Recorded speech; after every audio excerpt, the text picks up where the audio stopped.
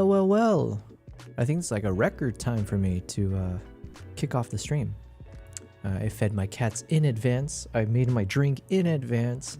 And then all my other random errands that usually pile up right before I start. Nothing. We're good to go. So hello, everyone. But I do need to clear my throat. Happy Friday. Daytor says, hello, everyone. Good evening, Yobel. Thank you very much, Daytor. I hope you're doing well as well. No Nala today. We'll see if Nala shows up. We got Empty Nester, and we've got Kimbap over here. Look at this little guy. Good boy. All right, so it's a chill Friday today. It's around 7:30 p.m. So I did start a little bit late in terms of the stream time. So do forgive me. You know, I keep saying I have a goal of like stream. It would be nice to see if I can start streaming around 4 p.m. my time again, which is like 3 hours ago. And I think there's a possibility I can do that, at least maybe 1 or 2 streams. It's just a matter of how much work can I get done before I kick off the stream. So anyways. Here we are with my cats. Nala will pop up in a second. Today's goal is no different from any other day that I've been streaming since coming back. I'll be catching up on my photos that I've been taking from the past 2 months of travel. We'll go through some of the videos as well. I might do a little bit of video editing today as we hop back into Davinci. There is a new photo editing software. Or I say it like that. Davinci came out with a new beta, which apparently allows you to edit photos from their video editing software. So I did want to kind of test it out and see how functional it is or not. So I think we'll spend some time doing that, but we'll see. Let's just see how things go. We're just gonna kind of take it one minute at a time. How about that? Give me a second. I wanna set this up correctly. So I got this guy. I think there's a few things I do still need to fix. Oh, speak of, look who decided to show up. We got Nala over here. Yeah, good girl. I wonder, so right now I got her on my Nikon Z6 III. I got a 50mm lens hooked up and it is currently in DX crop. So for example, here, obviously part of her is cropped off until she kind of sits down. I think I'm okay with keeping it at this cropping because obviously, like, let's call it 99% of the time, my cats are just, if they're in frame, they're probably just resting and sleeping. So I think it's okay to keep it as is. But look at this little cutie, yeah, doing her routine. We'll let her settle down as I double check some other things here. Let me hop back over to this screen. And then, okay, I think we're good. All right, well then, let's get going. So like I said, today's just gonna be a chill stream. It is a Friday. I'm happy you guys are here. I will probably stream, I'm gonna maybe say like 3 hours. I don't know. I'm either gonna stream like 3 hours or I'm gonna stream for the whole night because it is a Friday, you know? There's that feeling of like, okay, let's just get going. Before I get really cracking on my photo edits or anything else, I've been enjoying kind of spending some time to warm up as I start off my stream. I've been enjoying this game called dialed.gg/sound. And it's just a game where it tests your ability to match the tones that you hear. So it's like whatever. It's like a chill thing to kick off the day. So let's go ahead and do that. I should probably pause the music. Also, I can barely hear it. Okay, this is really bad because I need to pause the music and I need to increase the volume on my headphones because I barely heard that. Okay. All right, but this was an acceptable result. All right, let's keep going.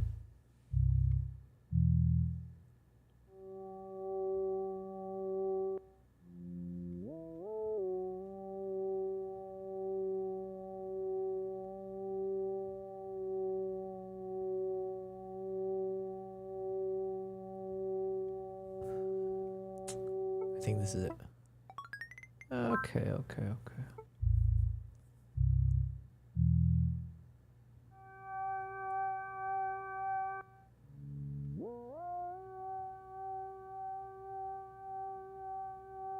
I'm usually worse when it gets to the higher frequencies, I've noticed.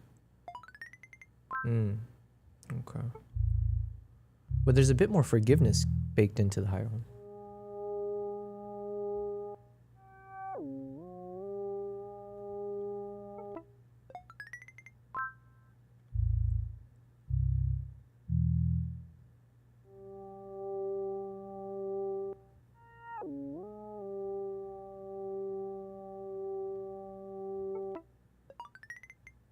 Okay, a little bit rusty is what I'll say.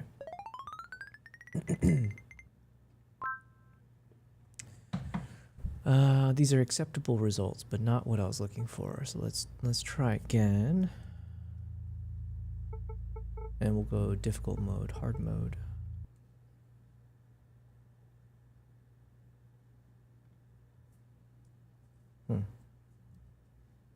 Where's the game? There it is.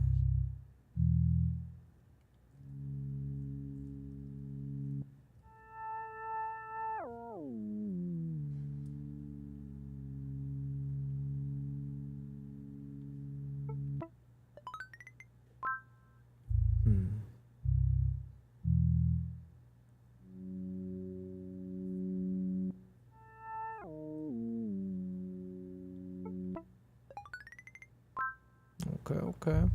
I'm trying to see if I can go faster.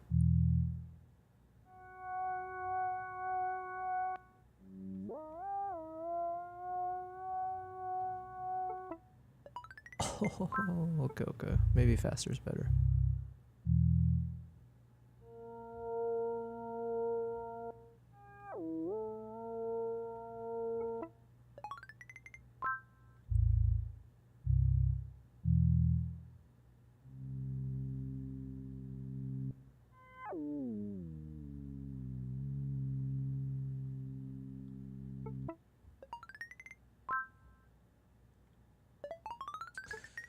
Okay, I mean, I think my goal for today is I need to crack into the top 50,000. If I can hit 50,000 out of 4.6 million games today, then I'm happy.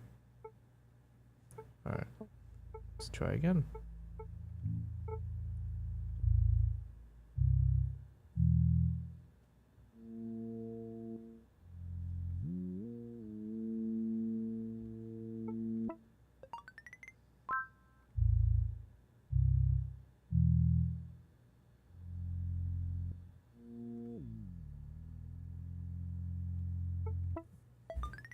Ho ho ho. I gotta turn up my headphones a bit louder.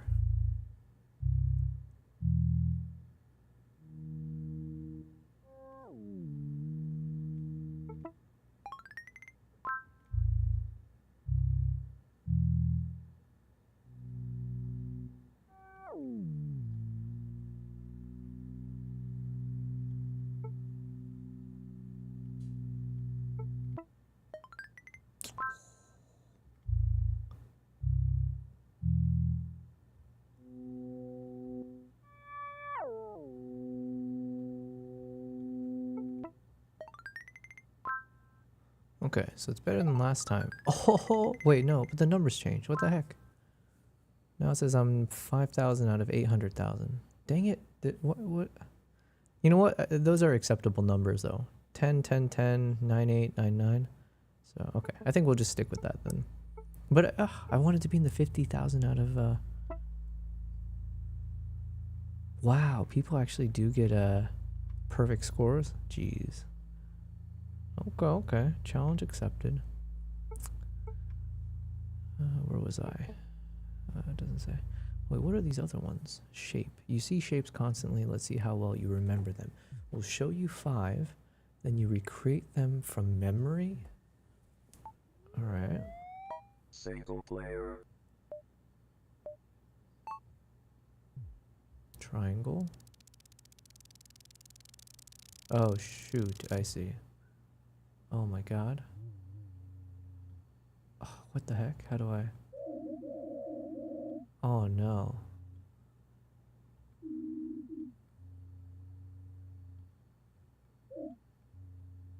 I think it was like this. Okay, okay. Wait, I need to go full screen then. Oh no, that doesn't help. There we go.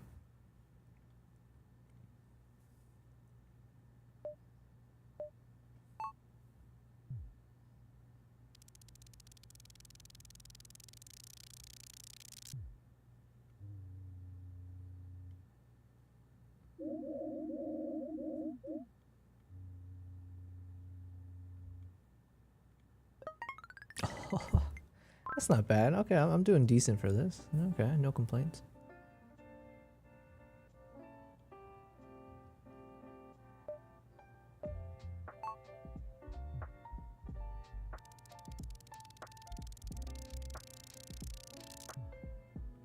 Oh shoot.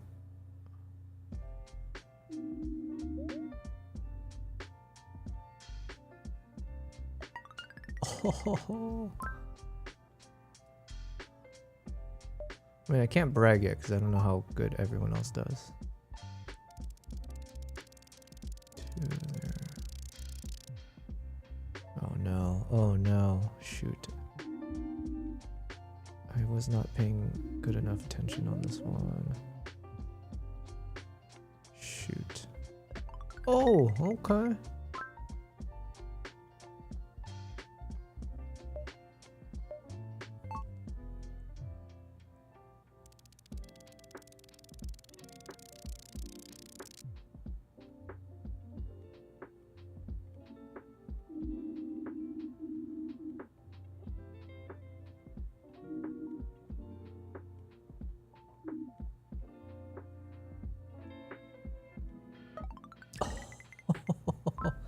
Damn. Okay, okay. I think that's not bad. Okay, I accept. All right, let me just get some. Let's just crack in a little couple games of chess, and then we'll do some work. We'll start editing.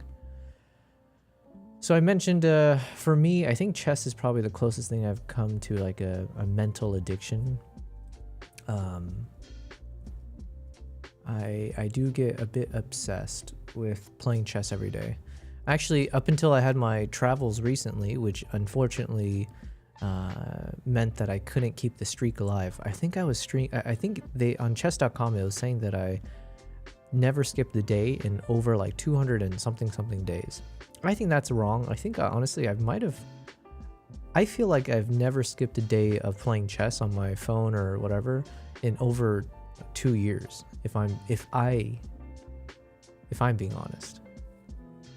But apparently the chess app disagreed, but maybe it's because they weren't tracking at some point, and I did switch accounts. I don't know. But the point is, I tend to play this every day, and unless I'm traveling where I don't have connection to the internet or whatever, then yeah, I'll be doing this thing. Does this mean I've improved as a chess player? Absolutely not. I've definitely plateaued, and I don't play to necessarily be good, if that makes sense. I've been mainly just it's like mindless, you know? I'm just like clicking buttons and hoping I win. So it's almost like playing it is definitely just video game mode. So, but it is fun. All right, he's gonna move the queen. Oh, he did not. All right, what to do? I just feel like I just want to keep pressuring this queen, but let's see what's the safest way to do that. Okay, I'm gonna move it up here so I can protect this one, but then also protect the bishop because now I want to move the knight. Oh, shoot. Okay, fine. We'll just trade off.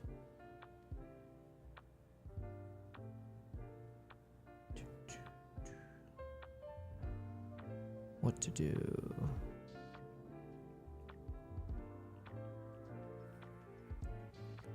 So we're going to protect this pawn.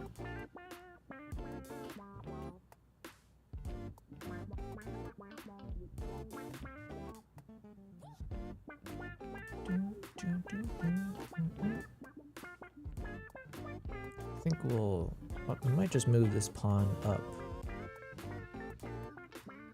If I move this here, he takes, I take, takes, I take. Okay, I think that we're good. I think I can do this.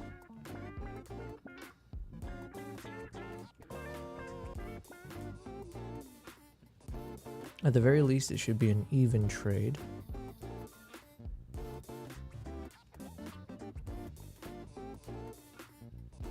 And then I'll have to take with the knight, otherwise the... Okay. What you gonna do? He might move the rook up here. In which case I'll move my... Okay, what to do?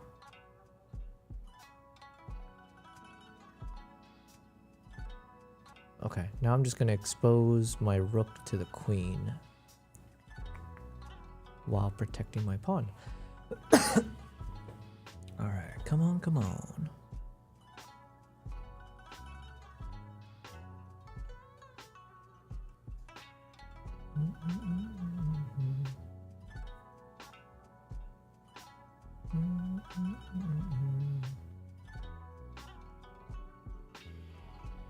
Okay. I'm a little bit confused which way I'm gonna go with this one. Like I said, don't expect me to be good at this game. I just play for fun. And for speed. Now, the best thing about chess, one of the best discoveries for me was playing chess. I realized when I'm getting a tattoo, it was like one of the best ways to distract you from just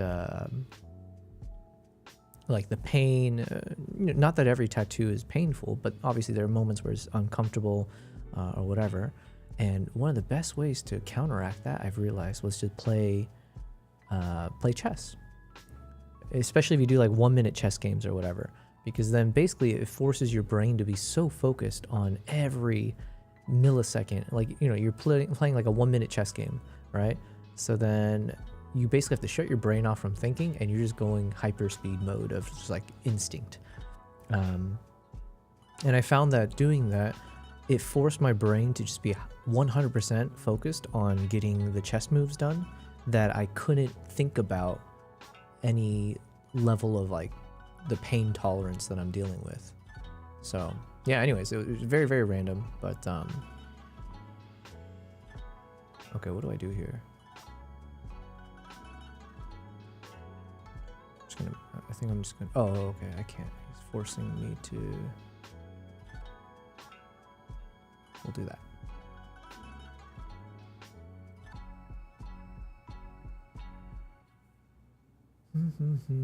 So now he can't take my pawn, because then my rook will take the queen. I think I might just have to do some even trades here.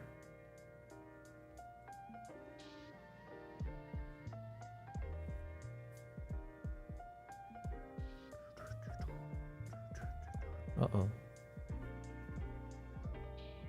Okay, I don't have a choice. He's gonna move the rook here. So then I'll have to move my king, probably. I have no idea. This one's okay. It's a bit nerve-wracking. Okay, I have to keep in mind though, it is a timed game, so I might be able to beat this guy on time. Even though, I mean, we're even Steven, but now he's like threatening my king, and it does not feel comfortable.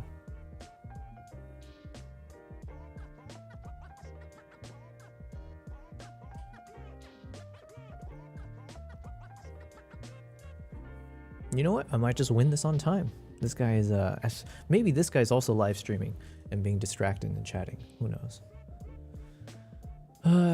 But yeah, my goal is I need to get best 2 out of 3. I need to win 2 out of 3 games, and then that's my warm-up, and I can get to streaming and doing my photo edits, video edits, blah, blah, blah. Uh-oh. Okay, well, I feel like I have to take this, but then he's gonna attack my... Okay, what can I do? He's gonna move the rook here, maybe? Or with the queen. Yeah. Not good, not good. Because now he's going to take a free pawn. And then I'll have to threaten his king with my rook, maybe? Just to keep things flowing, because he's going slow. Alright, let's just go fast. And then, boom. Alright, threatening his king, and then I get a free rook. Oh yeah, you done effed up, mate. Free rook. Now what is he gonna do? And I win. Alright, I win on time. Not the cleanest dub, but I accept all wins. Alright, I just gotta win one more. Let me get one more W and then we can move on. Otherwise, I'll be here all day. I play way too much chess now. I mentioned this before, but like usually instead of an alarm clock, these days I just I play some quick games of chess to wake up my mind. And that is good, one way to like kind of, it's like my little dose of coffee in the morning. But the problem is I get so addicted that I can't stop playing. So it is, I can admit to myself that I might have a slight problem. Like I might need to tone it down a bit. And then the excuse I make for myself is like, oh, but chess is like an intellectual game, you know? It's like, oh, there's nothing wrong with that. But in reality, like I said, the way I play this is not out of like intellect. It's literally just like playing for speed. So it's more just like a, yeah, actually, I don't know what to call it. Maybe it's like improving my reaction time.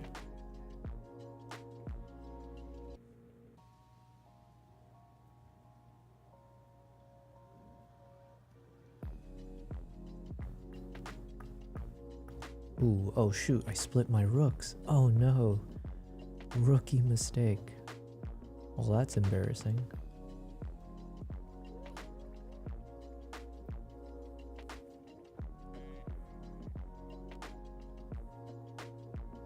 Alright, can I come back from this? This is not a easy situation to be in.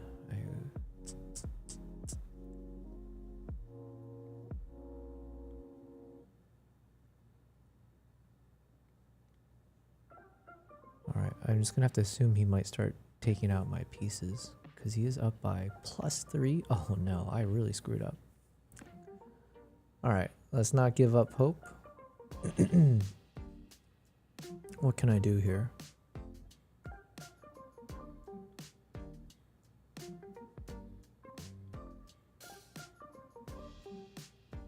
I think he's gonna take my knight now. Otherwise, I can move my knight out of the way. Can I? Yeah, okay.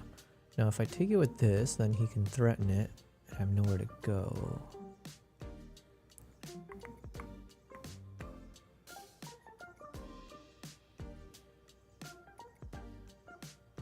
Alright, we'll just do it this way. Let's see what happens. Oh, he's just picking off my pieces, eh? This doesn't feel good.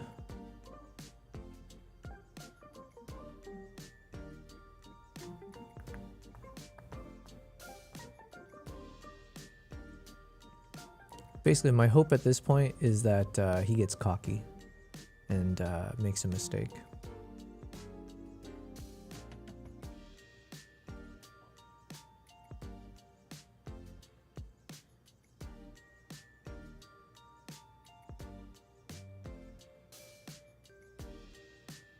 I guess I can move this bishop down. Okay, I'm going to move this bishop down to threaten his rook. Okay. But then what do I do about my knight here? It's not in a good place.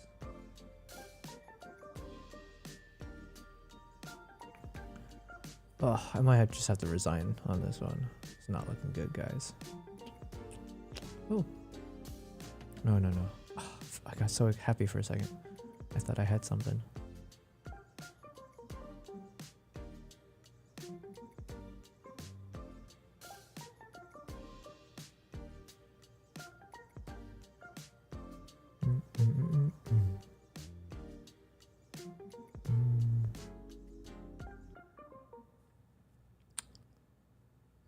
Mayday, what to do?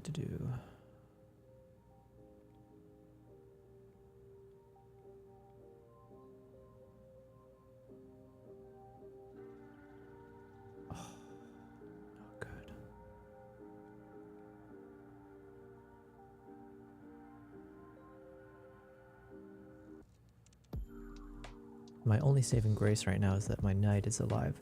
And sometimes I feel like with the knight, you can end up doing some really tricky things where you can fork something. But this guy seems a little too smart. I don't like it. Yeah, I don't really have much. Okay, let me resign on this one. All right, okay, so that's 1 for 1. I just need 2 wins and I can move on and start doing some photo edits. Let's go.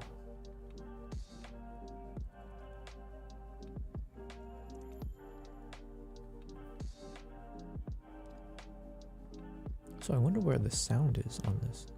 I thought I had the sound on. But...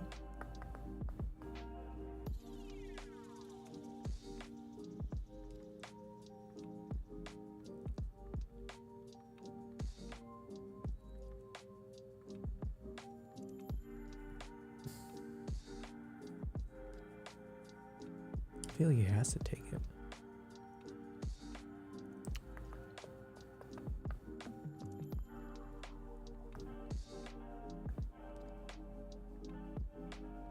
Man, this guy's really thinking. All right, cool. I'm pushing P. We're pushing my pawn forward. He's got no choice but to back it up. Then what can I do? I can reinforce, I guess. He might push this pawn up just to break this. And if he does that, what should I do? I don't know yet.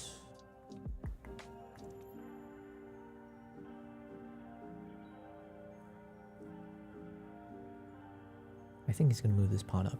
I sense it. Oh, okay. He's not yet. He's going to do it eventually. He's going to move this pawn up. Okay. Not yet. All right.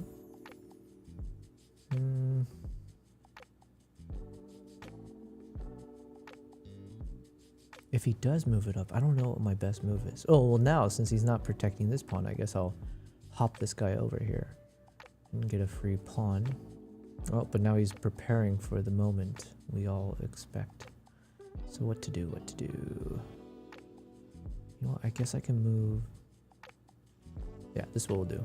So I'll either trade knights, or at the very least, if he moves his pawn up, then I can take it without breaking this pawn structure.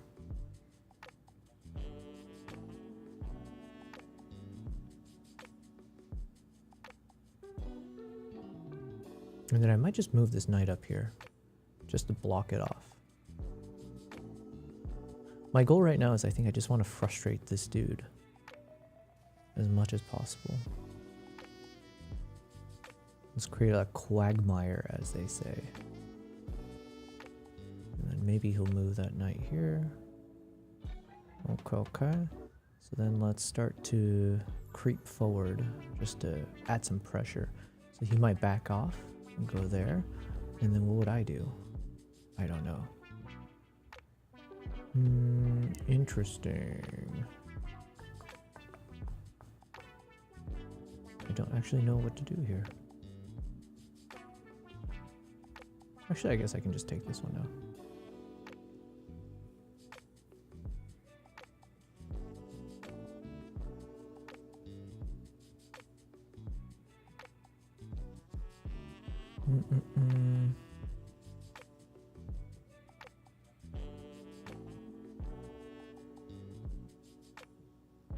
At some point I want to move this guy up, just to threaten. Alright. No need.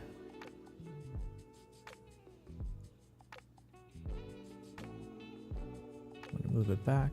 I just want to see if he moves this bishop here.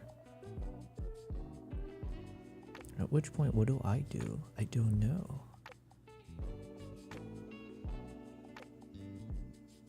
Okay, I want to free up. I want to start pushing this pawn up as well. So I'm going to move it here and then see if he does anything with these pawns. Okay, he did. So now I can force him to move his pawn back, or bishop back. And now, boom. All right, here we go. So now I've got these. So his bishop is effed. All right, this white bishop. It's got nowhere to go. And then what else do I need to protect then? I guess I'll move this one. Actually, I don't know. I don't know.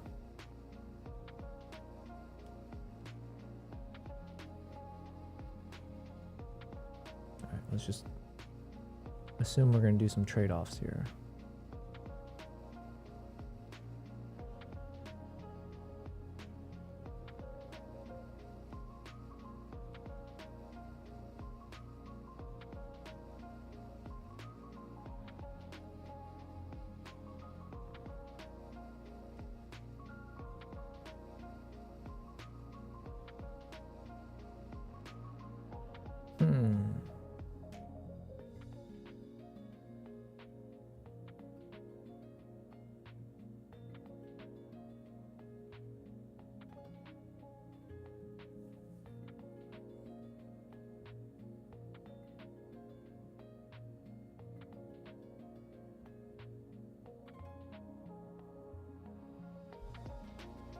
Okay, so I think, what do I need to protect? I need to protect,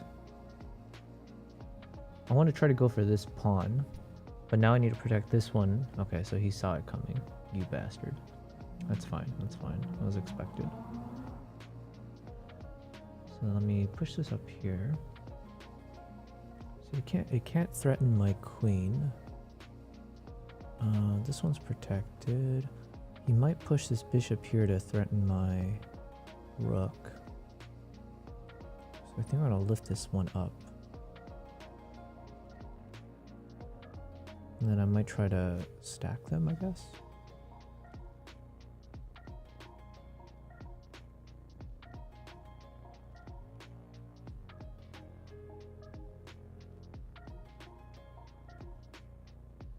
Okay, now he's, okay. I'm glad he's the one pushing, so he's going all aggressive mode, and I don't mind that. I think I'm in a better defensive position than he is, and he's losing time. All right, good, good, good. So now I'm going to threaten his queen. We'll trade off bishops. Probably, yeah. We're going to take that bishop. Then what should I do? Hello, hello. Thank you for the follow on the kick side, Mason, Sam Hosson. Sorry, I'm a bit distracted right now. I'm supposed to be doing some photo editing, but I want to rev up my brain engine by playing some chess here. So I think we're 2 seconds away from, okay. So I got a minute left. This dude's got like 5 seconds left, so I think this is the W I needed.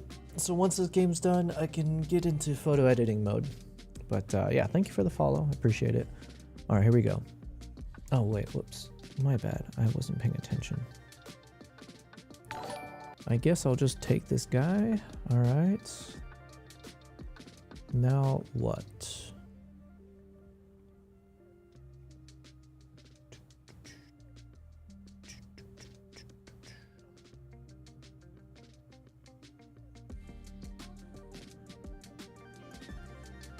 All right, he's only got 1 second left. This dude is effed, all right?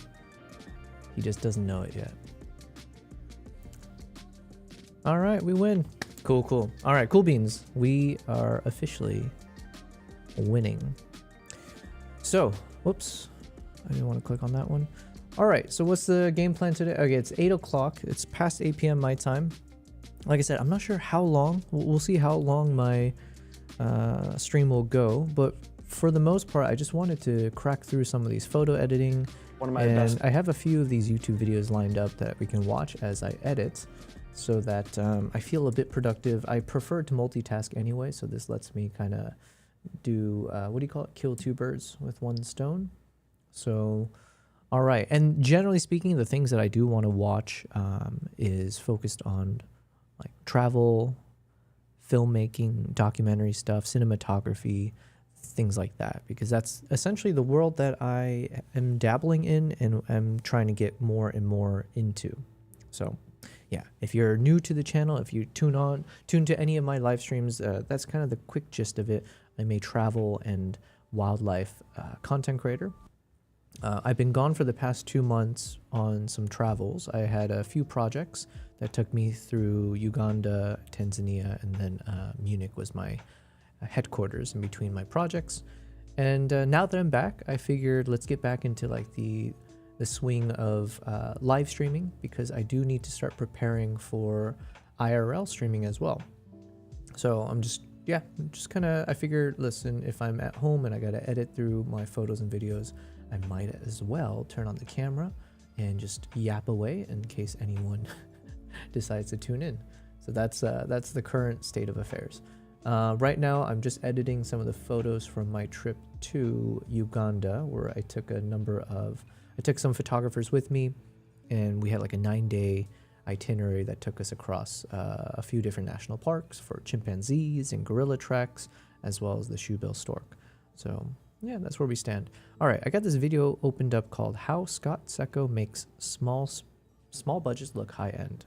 So whatever this is, but oh, it's 31 minutes. Man, why am I keep clicking these? Okay, let me just watch the intro. Buddies, one of my best buddies, Robin Munshaw, I told him I wanted these 360 spinner shots, but then where we're shooting, we can't carry in like super heavy metal system for this. So he went down to Home Depot, bought a Lazy Susan spinner like you'd use in your kitchen. And so that kind of formed the basis of the bearing for this spin rig. We didn't have the manpower to carry like counterweight, like normally you'd use weights from the gym or whatever, but we're using rocks for counterweight. If you know filmmaker Scott Secco like I do, you know he's sort of a master of making low-budget productions feel like big ones. Wow. That is my tripod leaning awkwardly, and I just pushed the tripod over to kind of get a craney looking shot. I really like hard mount stuff. This is just 5/8 rail from Film Tools. So we've got baby pins into the camera, Cardellini swivel links for kind of the joints, and then we've got 5/8 rail for the frame of it. Wait, hold on a second. Because I do need to put my little shopping list together for when I start doing the live stream, wildlife safari streams. Because I need to figure out how to rig up my camera onto the Jeep. And I know someone had mentioned this brand, the Cardellini. So if I had a roll bar, but the bar is going to be much thicker than what I see here. Links for kind of the joints, and then we've got 5/8 rail for the frame of it. That shot's not very sharp because you're looking at it. So we've got... Okay, there's a world where I guess I didn't think about this, but I could technically get some of these like thinner rods and then just attach it to the roof of the Jeep. And then off of those rods, and then I attach whatever I need to clamp my camera correctly.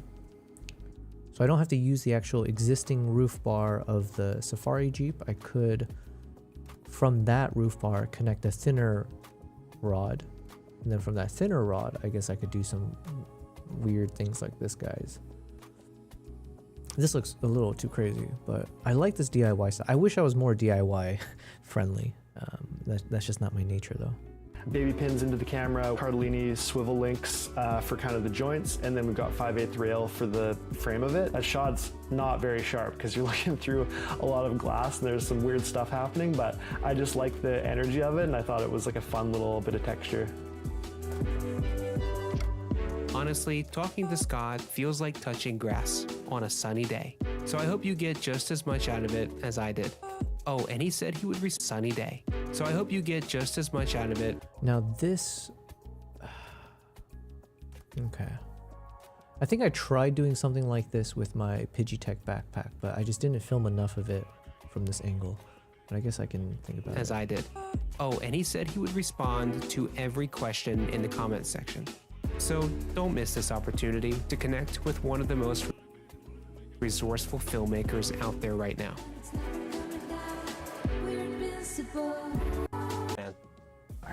And some days, it's about who you become on the way there. In quiet moments. Okay. Creative shot list.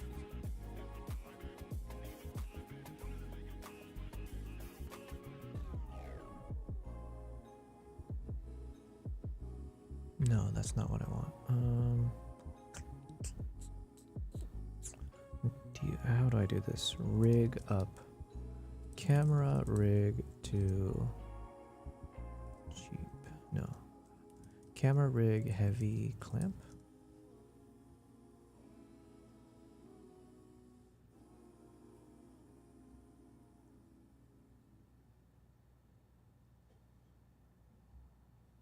I don't know if I'll be able to find an example that's in line with what my use case is.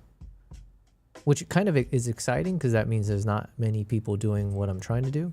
But in other ways, I mean, it makes it frustrating because I'm like, how am I gonna do this myself? This was the mistake I made last time. I only used one magic arm.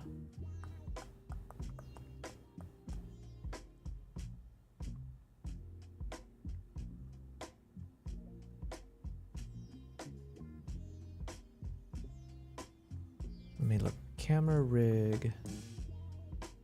Car. No. Jeep.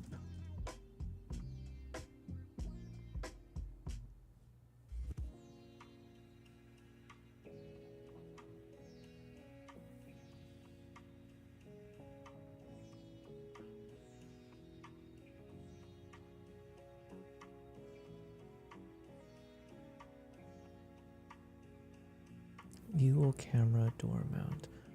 Maybe if I look at Nat Geo camera rig.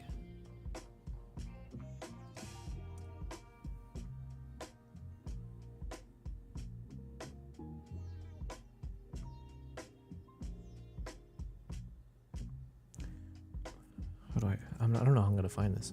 Wildlife safari camera rig. I just want to know, like, what is it that the super professionals that are doing those like National Geographic captures, like what exactly do they end up using? Because I always hear from a number of the guides that I've been with, when some of them have been lucky enough to actually be involved with some of those Netflix documentaries and such. And they always tell me that the National Geographic guys, the BBC Earth, they're using like some crazy, you know, they always use these crazy gimbals and rigs and stuff. And I'm just curious, what are the solutions that the pros are using to basically hook up the camera to the Jeep in a way that's super stable and counteracts all the vibrations? I guess one of them is this kind of suction mount thing, but I don't think suction mount is going to work for my needs. Will I find an answer randomly?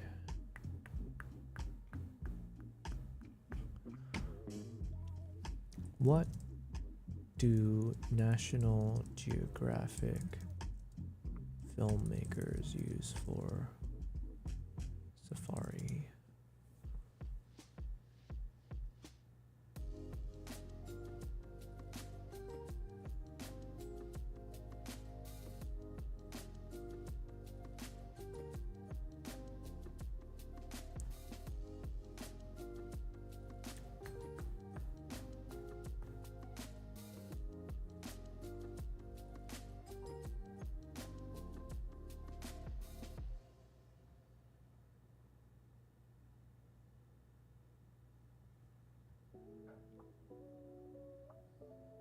Oh, maybe I just look up National Geographic behind the scenes.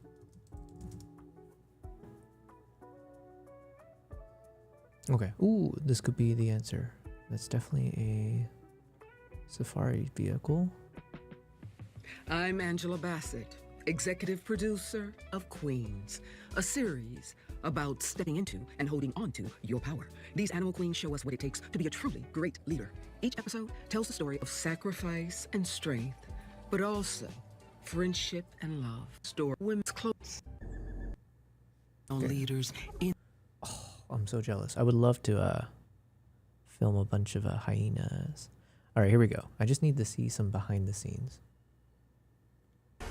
Against the odds, they persisted.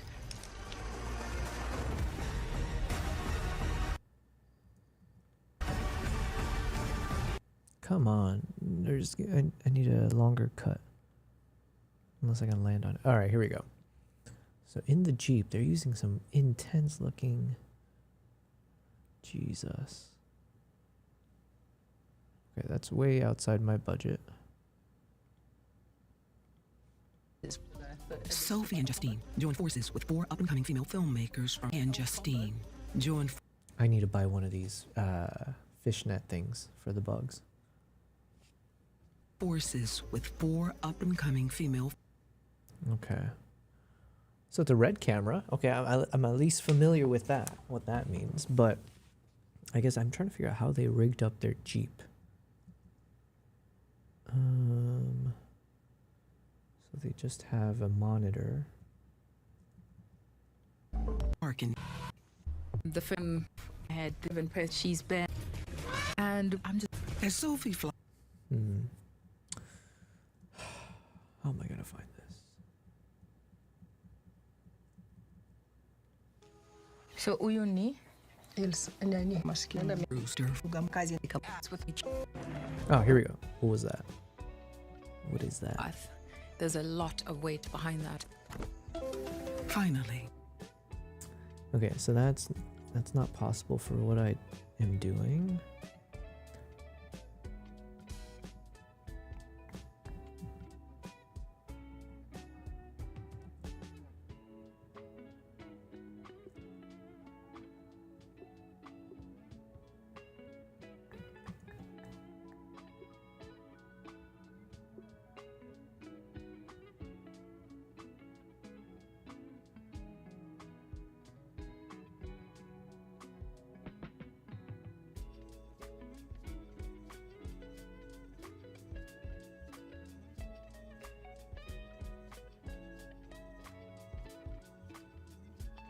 Alright, I don't think I'm gonna get the answer. Wildlife safari camera rig.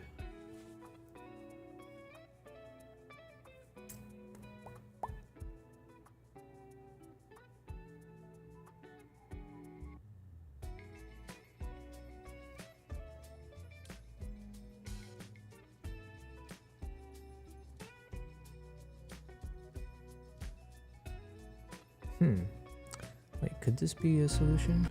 Leo Photo WN03. Leo Photo WN03 camera mount. So technically, this could be a solution if I hook up this thing to the side of the Jeep for like the interior shot and the forward shot, something like that. Let me see.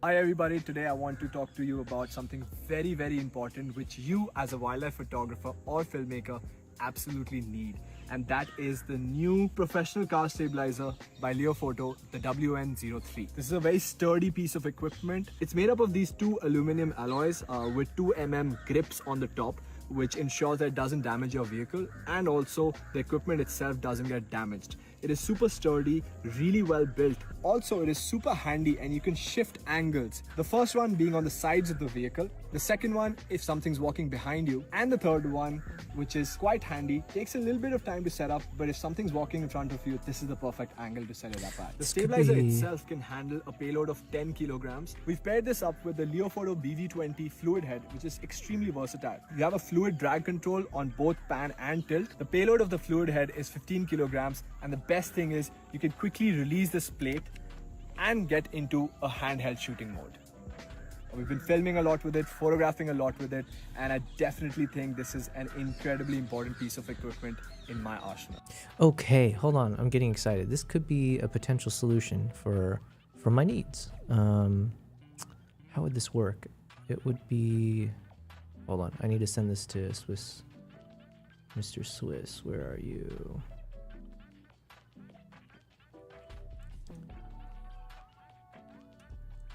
Hello, hello.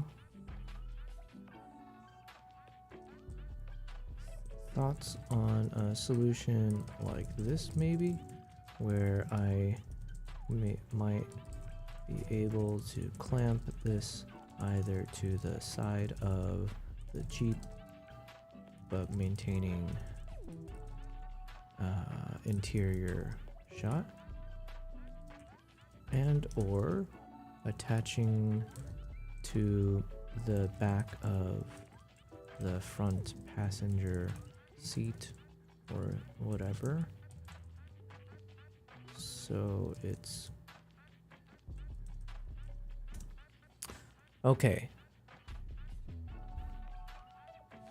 This might be a solution to what I need. Leophoto WN03. Leophoto WN03. And then let me just open up a silly, no, yeah. I just need to double check what the car looked like that I was inside of.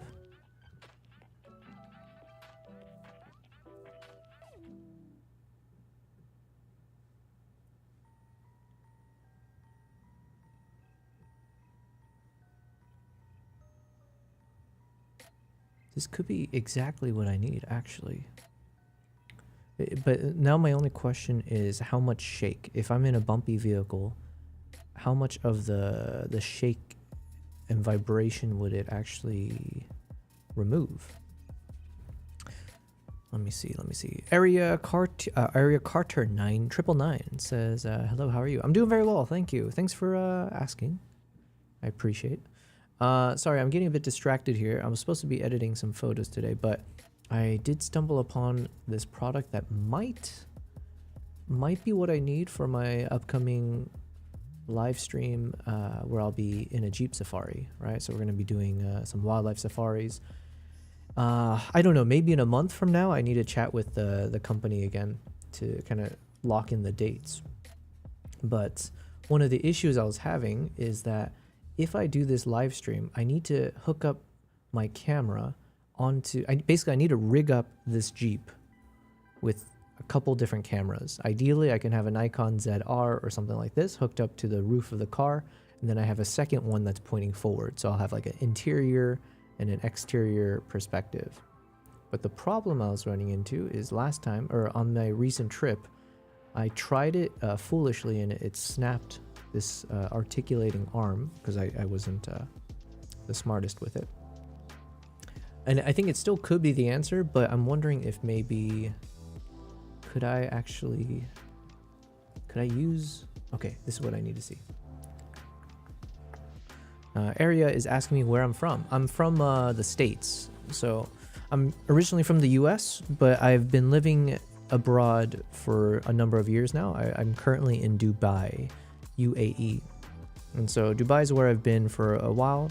And in the past few years, I've shifted from my corporate life and I've moved into wildlife photography and like travel, content creation. And my biggest goal right now is to do like film projects, like filmmaking and travel documentaries, things like that. And then separately, because I started to test out live streaming a few months back, definitely trying to learn how to do live stream correctly. So for example, here, we eventually got to this point where now I do have several cameras set up. So it's been a really fun evolution for me in terms of like, how do I do live streaming properly? One, trying to understand the quality of the microphones and latencies and blah, blah, blah, understanding OBS and like how people create these overlays. Man, this whole thing has been quite an experience. I am trying to make a YouTube video that goes through like my first 40 days of live streaming in a row. But then also being comfortable having multiple camera angles hooked up to my stream. And that's going to be really big for me as I get into the IRL streaming, as I start, you know, again, like imagine I'm on a Jeep. And when I'm on the Jeep, I want to switch between camera angles. Maybe there's a front-facing camera, interior camera, and then maybe switching over to what my actual camera that I'm holding is seeing. So anyways, all of that's been fun. And then for the most part, Area, thank you for your questions. Do I stream for passion? Yeah, definitely. Definitely not streaming for money. Maybe in the long term. But it was also just like, because when I'm not traveling, I'm using my time to edit my photos and videos. And I have like crazy number of photos and videos to get through. So I figured also I have a YouTube channel. So I do hope you'll find me and follow me on YouTube. That would be a huge, that is my biggest goal right now. So I'll pop in my YouTube link. But yeah, so as I create YouTube content, I figured if I'm stuck behind my desk all day to edit my photos and videos and create, you know, stuff for my YouTube channel and like vlogging or whatever, I might as well turn on the camera and I might as well do it live. So that's what I've been doing for the past number of months. Whenever I'm not traveling, I'll just literally be sitting my ass here editing. And yeah, it's not, it's like definitely a niche, right? I don't think Twitch, Kick, YouTube streaming, they're not really known for what I do. There is a community, but it's not a big community, right? So it's not like a lot of us are, we're not known for doing these like, you know, photo editing stuff. Although the IRL streaming, that one for sure has become more of, I mean, I think that's actually the biggest, I think that's the biggest segment. So hopefully, as I learn how to do this stream properly when I'm actually traveling, then we can enter into the IRL streaming world. And then the goal is that people, when they're watching my stream, it'll be exciting because I'm going to be out in Africa or parts of Asia or Europe, specifically to chase after wildlife. So now I just got to figure out how to hook this camera up. All right, I need a still shot here where I can look down. When did I look down? Okay, oh, my arm's in the way. Come on. There we go. Okay. And you know what? Maybe I'll take a screen grab of this so I can send it to Swiss for research. Because the thought is, if I could use that Leo photo, if I can hook up the Leo photo to this bench bar, what do you call this? Like this, yeah. Or even, oh yeah, even the back of the seat. So there was the example here. Where are you?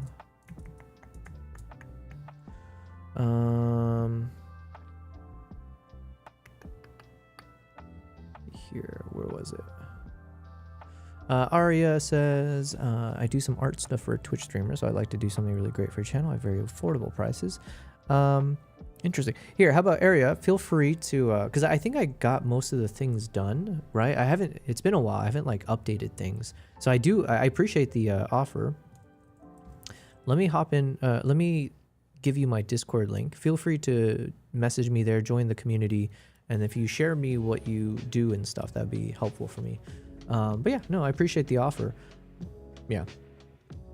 Okay, in this video though, yeah, there it is. Okay, there you are. How do can I full screen this? All right, so in this example, he hooked up this Jeep, or he hooked up the clamp to the back of the seat. So, let me take a screenshot of that as well. Okay, so then if I'm able to do the exact same thing and latch it to the back of the seat, how stable would that be? Or would that be pretty shaky because the back seat is a bit cushiony? So if the car's in motion, it's going to be creating a lot of motion there. Okay, I think it might not work on the back of the seat then. Because I get why this guy's doing it here. Which is quite handy. Takes a little bit of... Like this makes sense if the car's not moving, because now you're just kind of positioning your camera so you can get the shot. But my issue is that mine will be in motion. The vehicle will be in motion. So could I realistically put it on the back of the seat? I don't know. Do I have a better angle?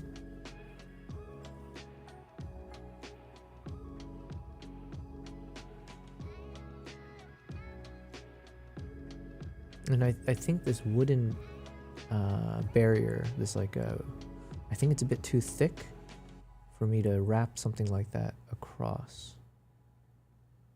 What about the side of the car? Let's see.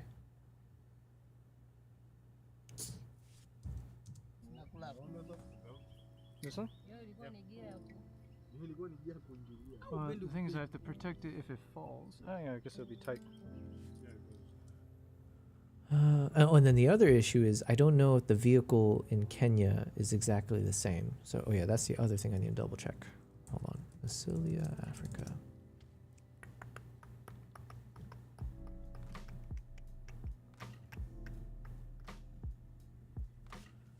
All right, let me go to camps and lodges. Most likely I want to do the test at this camp here, the Naboisho camp. It's a conservancy, so the chance of sightings are like basically perfect. And when I was chatting with all the guides, this is like apparently pristine. This is the place to go. But I just need a picture of the Jeeps that they use.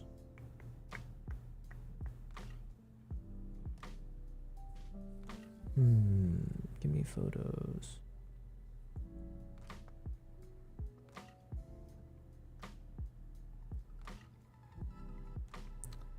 How can I find this?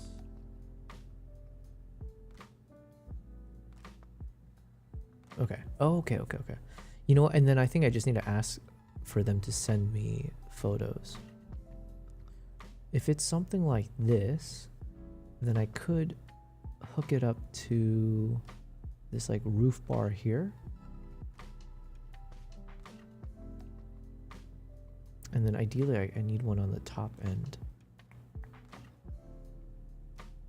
Come on, give me a better photo.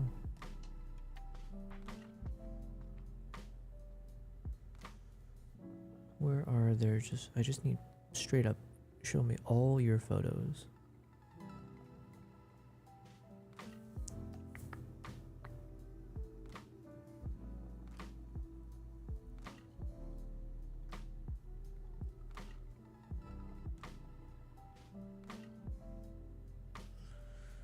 I can't really make it out from that one.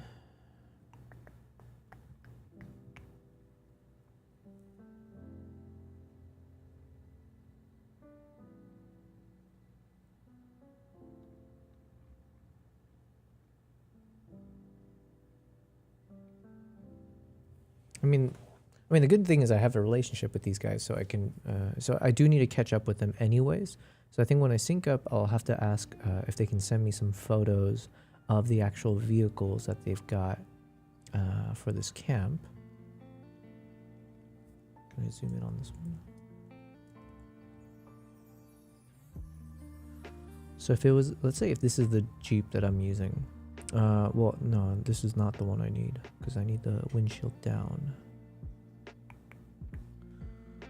Okay. Yeah, you know what? I'm not going to be able to solve this on the stream, so.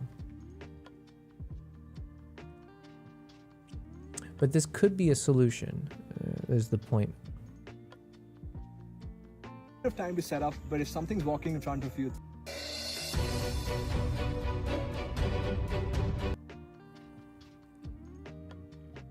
So then alternatively, I guess I could do this on the side of the car and then just have the camera pointing inwards to get like a interior shot, but it'll be obviously off to the side.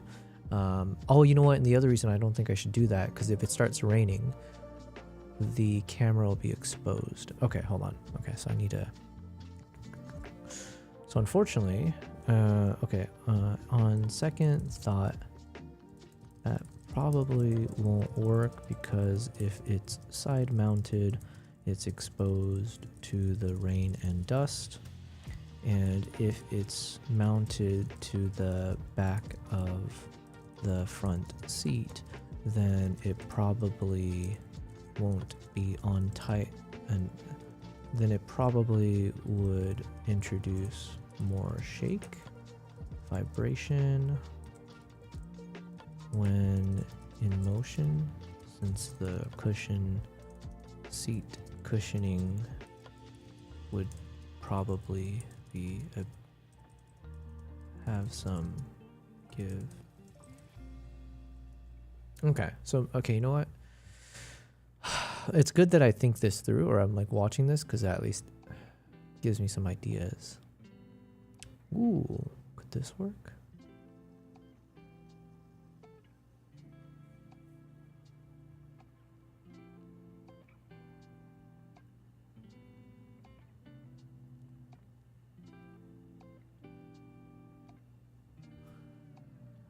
Sorry, I'm going to spam you with some links as I'm researching currently. LeMayo.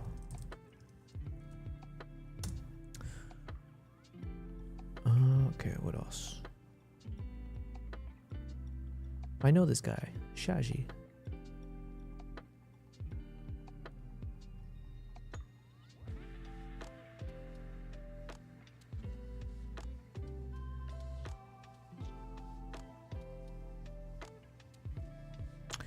the issue I'm running into though is how can I remove, I need as much reduction in the shake as possible. The suction cup solutions I'm trying to avoid because I don't want it on the hood of my car. I need these. Okay.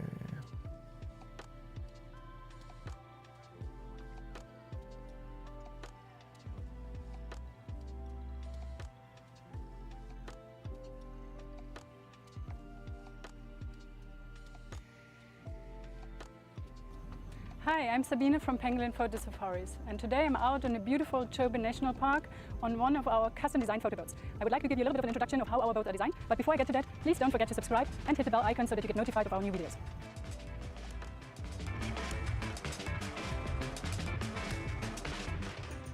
When you come to the Chobe to visit us, I would like to show you what you can expect from our photo boats. That's pretty damn awesome. Actually, I think I've heard of Pangolin Wildlife Photography. Maybe I should reach out to them. Maybe there's something I can work with them on. Yo, hello, BT. Thanks for being here, BT. BT, maybe actually I could definitely leverage your expertise, perhaps, because right now I'm just trying to brainstorm. What is the right rigging? What are the right products that I would need to secure the cameras onto the moving Jeep?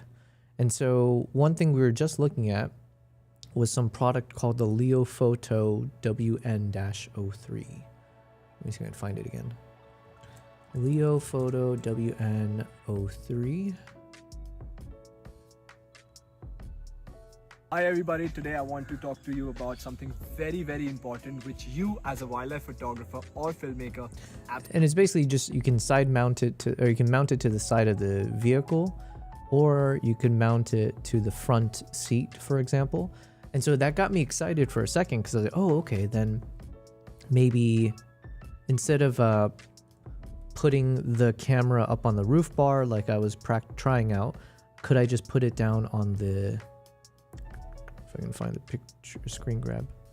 Yeah, could I just put it on this back of this seat here? But then I think one issue I'm thinking about is even if I could attach it to this front seat, if the car's in motion, I imagine that the car seat will, because it's more cushiony, so it's not like this hard, rigid block, I imagine the Leophoto mount will have a little bit of give, or like it'll push into the seat in different ways. So it probably will end up being a bit shakier. I don't know. I have no idea. So perhaps that's not the best solution to hook it up to the back of the front seat. So I think I'm still back to, I probably just need to use some heavy clamps and hook it up to the roof bar. And this time just use a couple articulating arms as like support. So anyways, yeah, so I'm in brainstorm mode. In case you happen to have some good solutions for me, I'm all ears. I'm just watching this random video about the best gimbal for wildlife photography, and I'm hoping it might have some good examples. The boats are nice and long, 9 meters and about 2.2 meters wide, so there's plenty of space even for your camera bags to put down. And then we have 8 equally spaced chairs in the middle of the boat so that every guest... This is like a legit photo safari boat. That is insane. That's so cool. Has the same opportunity for taking pictures. The boat is very stable. It has got stabilizing fins underneath, and it has a very strong nose with lots of lead and weight so that it stays stable in the water even if there's some waves and a little bit of a current. Oh my god, I'm so jealous. I need to go on one of these.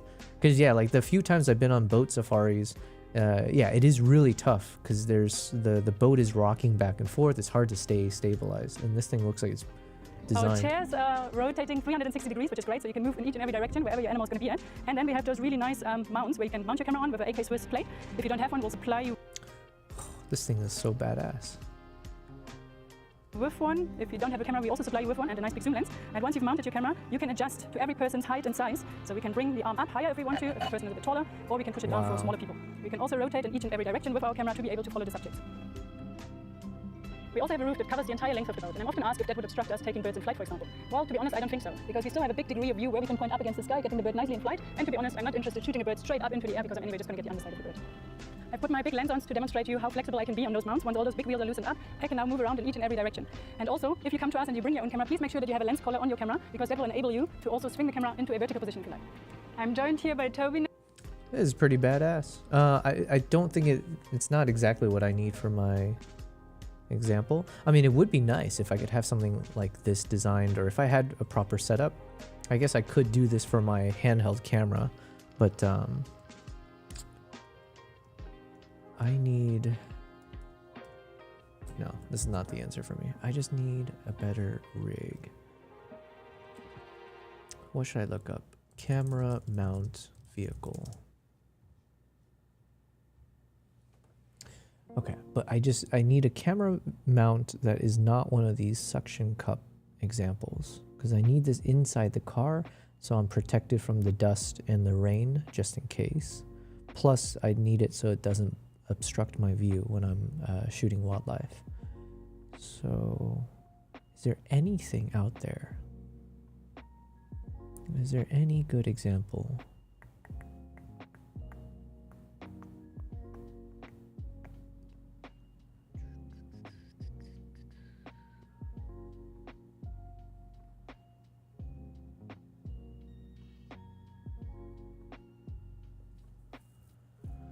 Where will I find something?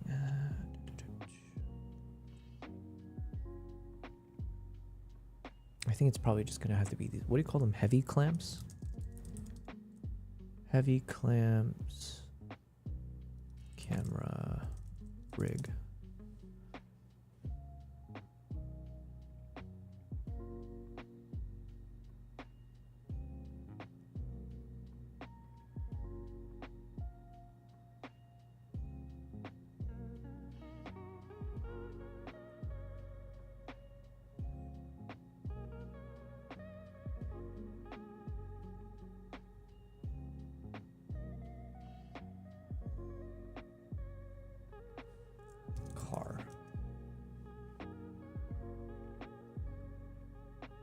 Like I said, it's kind of nice that you don't see many examples, because again, it does mean that what I'm trying to do here is it could be considered a bit more. I mean, it's definitely niche, but what's the word I'm looking for? We are going to be pioneers in the space of, you know, building out the proper rig to make live streaming possible on these wildlife Jeep experiences. But it's also frustrating because I can't find any good example for my needs. Except for all these suction cup styles. And that's not good for what I want. I need...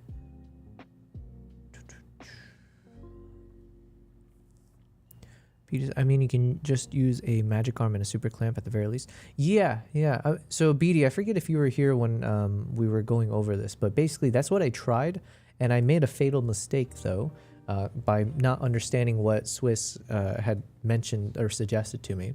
So basically, you can see the behind the scenes when I was setting that up. So I used like a small rig, heavy clamp here, and then I used an articulating, like a magic arm. Unfortunately, I'm an idiot. You know, what can you do? So when he told me I should get 2 points of contact onto the camera, I thought he just meant like the number of joints of like these magic arms. So I thought he was saying like, hey, get one of these magic arms because it's got a joint in it. So it's got like 2 points of movement. And it didn't make sense to me when I thought that's what he meant, but I didn't question it either until after the trip, and after I unfortunately snapped this magic arm when I was testing it. So when I was filming it like this, the good news is when I did it straight down like this, there was no issues. I was able to handle the weight, but the bad news was it was so shaky. BD says, your first mistake is using small rig products. Perhaps, you might be right. And you should always have a safety cable. I did, actually, I did... the safety cable was a smart idea because obviously it snapped. So thankfully I did snake that through across the Jeep. So you can kind of see that cable here. And that was a good safety measure. Area Carter, I already sent the link to the Discord. So if you are interested, you can reach out to me there. But otherwise, I'm not interested in trying to figure this out right now. But thank you. Yeah, so I put that cable through. And the problem with this vehicle was there wasn't a good location for me to attach this from the roof there. The actual Manfrotto magic arm is very good. Oh, ooh, thank you for giving me a good suggestion to just look up right now. Manfrotto magic arm. So yeah, I think Swiss Army gave me a really good suggestion. I was just an idiot. He had told me I need at least 2 points of contact. So I should have, in hindsight, I should have had 2 heavy clamps attached, and I should have had 2 of these magic arms at different points of the camera to kind of help it from shaking. And I don't know how much of a difference it would have made. My assumption is it should have. But unfortunately, I just used one arm.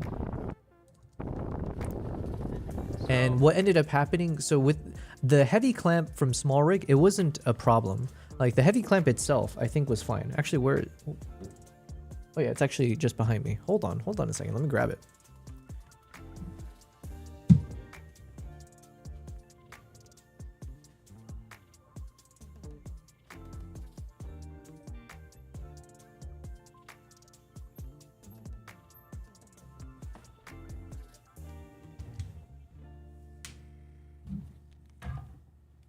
BD says a wise key grip would say to use rig wheel stuff or the Matthews mounting kit at the very least. At the very least. Okay, so this is like that's the floor you're telling me.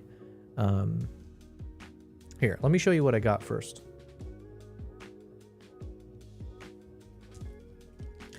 So I was using this Small Rig. Let me cover my eyes so it shows up. So I was using this Small Rig heavy clamp, and from what I can tell, I think it doesn't seem like this is an issue. This actually did pretty well, or there was no issues that I could really point out from it. So perhaps this could be considered the floor of the type of heavy clamp that I need to use. Where I did have an issue, however, was where I attached the magic arm. So here.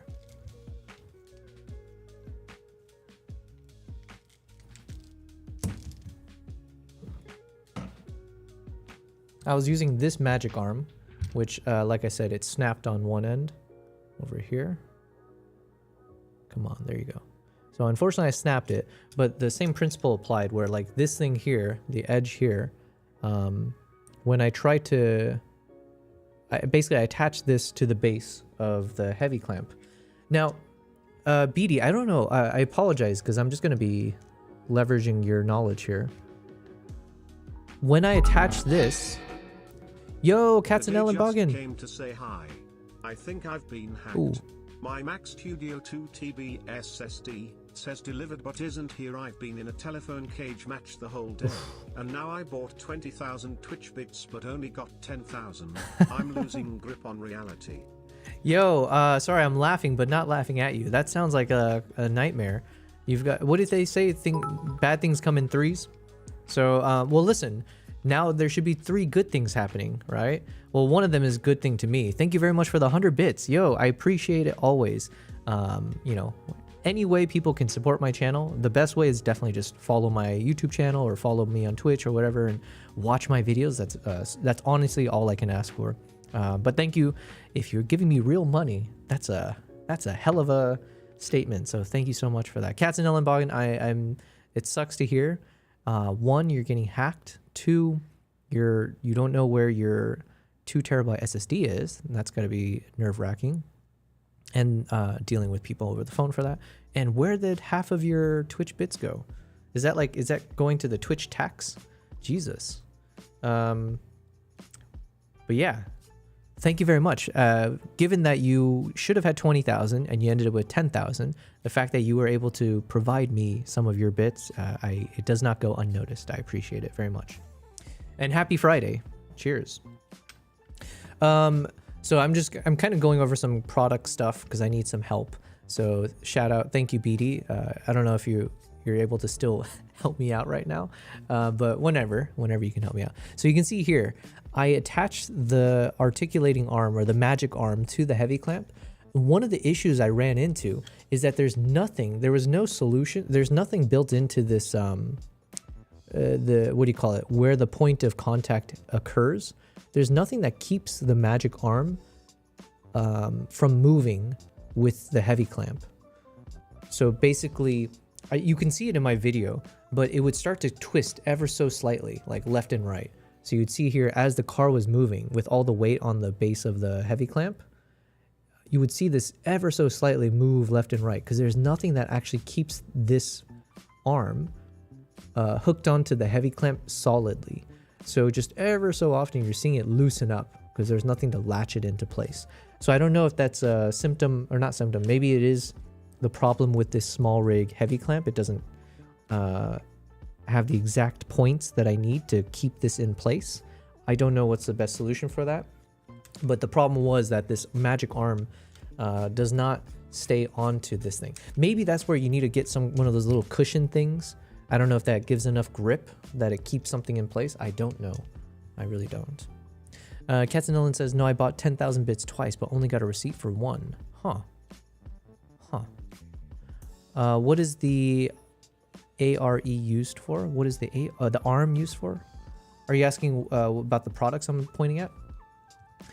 Basically, I'm just trying to do a bit of research. I mentioned briefly, but one of the big goals for me upcoming is I did get the green light from Asilia Africa to pilot out the live stream concept, where I can be at one of their safari lodges and we'll be able to rig up one of these Jeeps. And I'm gonna have like I want an interior camera pointing, let's say, at me, a exterior camera pointing at the front of the vehicle, so when you basically can follow along as the Jeep is driving along the road, and then my camera that I'm hand holding, like my big camera, the wildlife photography camera, so that I can switch to that camera perspective so you can see like if we're pointing at whatever. So at the very least, I need 3 camera points of view. And what I was testing out on my recent trip to Tanzania was like just briefly seeing like, hey, could I hook up a Nikon ZR with the 14mm lens here, as you see in this visual, and then with the heavy clamp and this small rig magic arm, would that be enough to hold the camera in place and not have any vibration? Like, would it be usable for a live stream? And I ran into a few problems here, so I'm trying to see if anyone can give some advice. Yo, we got L thing in the chat as well. Hello L. Thanks for hopping in here. Hopefully you're doing well. That's one thing I have to check. So you can see, even in this video, you can see how shaky it was. It was unusable, right? And unfortunately, like I said, I only found out later what I was supposed to do that could have helped out a bit more.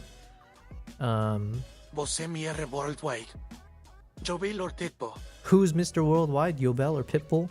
Yo, you know the answer. It's got to be me, all right? Thanks for the question. Rhetorical question. So yeah, this was shaky, not usable, and this is actually what it ended up looking like. Where is it? Yeah. It looked like this, and it was like, oh, not good. So you can see here, like you can still see me doing this, and then I would switch the camera to this. So yeah, for a live stream perspective, this would not work the way I was testing it. Now, what Cyronius in the chat, and then also what Swiss was telling me, and I wasn't smart enough to know what he's talking about, is that I should have had 2 of these magic arms. So imagine if I had a second heavy clamp. I don't know, maybe, I guess it could just be attached. I actually have no idea where I would place the second one. But imagine if I had another clamp with the magic arm that I could then hook up to the side of this cage so that there's at least 2 of these arms that are keeping the camera in place. Then technically, I think they were saying it would, one, it would just make sure that your camera's not gonna fall a little bit better, or more, it's a bit more sturdy. And then 2, there's a chance that it could be a bit more stable footage as well. So maybe it would remove some of the bounciness and the shake when the car is going crazy. But yeah, so anyways, that was one thing I should have done and I didn't do. So maybe I should have done like a V shape, or like if the camera's here, I should have had 1 clamp over here, 1 clamp over there, and then just going to 2 sides of the camera. And then maybe just keeping it locked in or at a distance so that it doesn't jiggle back and forth. Elle says, just get a DJI Ronin 4D. It looks good enough to me given the circumstance. The issue I have with getting like a gimbal is I think if I use a gimbal, because I was just looking at this earlier, let me see if I can find a angle. So like for instance, I could technically attach a gimbal to this roll bar here, but two things. I'm trying to have two perspectives, right? I'm trying to have an interior shot and a exterior shot. So then, do I really want to invest in two Oh, DJI Ronin 4D isn't a gimbal, it's a camera. Oh, is this that crazy thing? Hold on, what was it? DJI Ronin. I think I looked into this and I was like, yo, I kind of want this. But, yeah. I've seen this and it looks so badass because it's like everything's built in, right? And then you can latch in, you can put in like Sony lenses or something else into it. I did see this before and I was like, oh, this is pretty cool. A little bit outside my budget to be able to get to kind of lock this in. Plus I work with Nikon, right? So ideally I'm trying to leverage the Nikon cameras as part of this. Because then one, that means I can, they're very good about lending me cameras and lenses as part of being like a Nikon creator and what I do. So at the very least, even if they can't support me monetarily as I'm doing these pilots, they can help me fund, you know, like bringing an extra Nikon ZR or whatever cameras I need to get the different camera points of view, or like borrow some 20mm lenses, whatever else. But yeah, isn't the wide angle stabilized lens not good enough? No, it wasn't good enough, at least when I tried to do this. Come on, show. Yeah. When I tried this angle, it did not work, where I had a single heavy clamp with the articulating arm outstretched and then putting the camera onto it. Because now with the distance and everything, it added a little bit of too much jiggle in there. However, after I accidentally snapped the magic arm, when I did the second test, where I literally just attached, and you can see it here, it's got this little, it's got this screw here, right? So you can technically just attach the camera cage right onto the end of the screw adapter and then just like keep it tight. So like once you lock in the screw so that it doesn't move, and then you attach the camera here. I got this extra Nikon ZR here. So this is what I did for my second test after I broke the magic arm.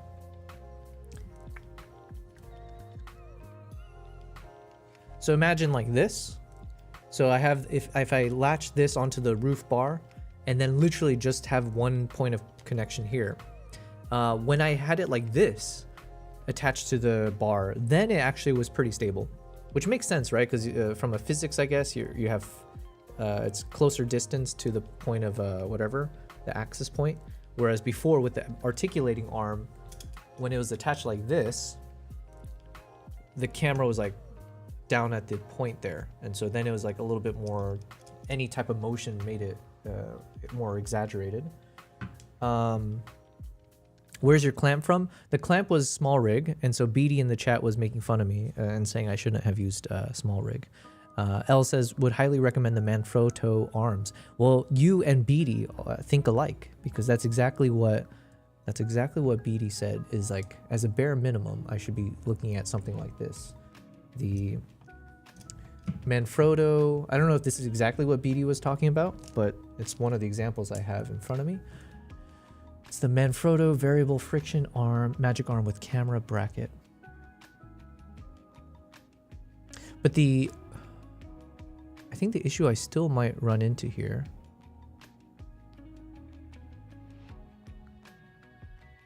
is when I connect this to the heavy clamp, I need something that will keep it from twisting around. I wonder if you guys can see it in this angle. I kind of tried my best to show it, but... So let's see. Oh, and then just to finish that thought, when I attached it just to that single point of contact, then you can see the footage was actually usable. So now imagine if this is a live stream, and instead of where I placed it here, if I could have done a bit more centered and pointing down so you can see all the seats. If this was a live stream, this is definitely within the realm of watchable. Because like, yeah, obviously there's a bit of shake here and there, but like that's forgivable because you know, like we're obviously speeding down the road at this point. So to me, this was actually pretty, this is good, this is solid. So let's say if I used a Manfrotto clamp and then just had that as a second point of contact for extra support, and maybe that could also restrict a little bit more of the vibration. I think this is actually probably maybe all I need for both cameras, which means I need to purchase 2 heavy clamps per camera and maybe 1 magic arm per camera, or maybe 2 magic arms. So the budget does go higher every time I double it up. But and then like you can see obviously I've got my camera opened here. Then this one would have my HDMI wireless receiver attached, so if I switch to this camera view, you can see immediately whatever it is that I'm shooting. L says, I'll mount your 180 to 600 with the Zen 9 without a worry with the Manfrotto. If it's small rig, I'll have a 3-point system. Gotcha.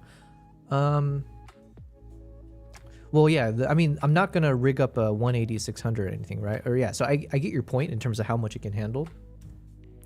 But even with the Manfrotto, would it actually resolve the issue that I'm raising? So for example, you see here. So I've hooked up this clamp. And then we start driving. And I want to show you guys what happened.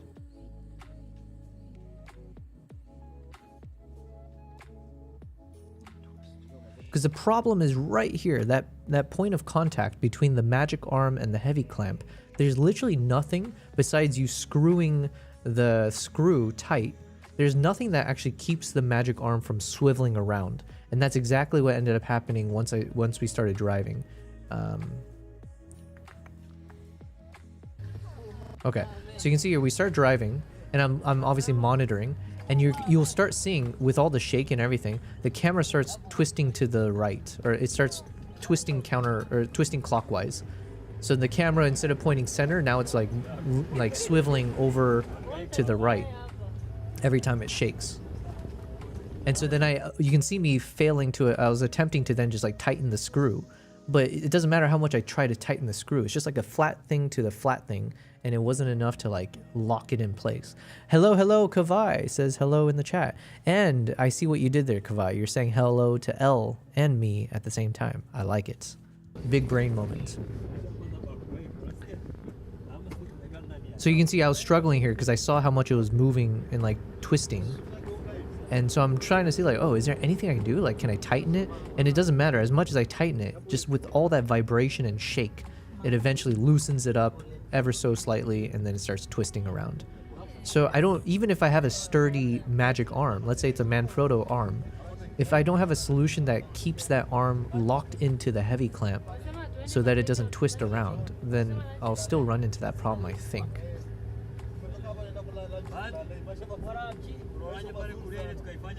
And I guess maybe if I have a second, I guess that's where if I have a second arm attached to the cage, technically maybe that keeps it from twisting around as well.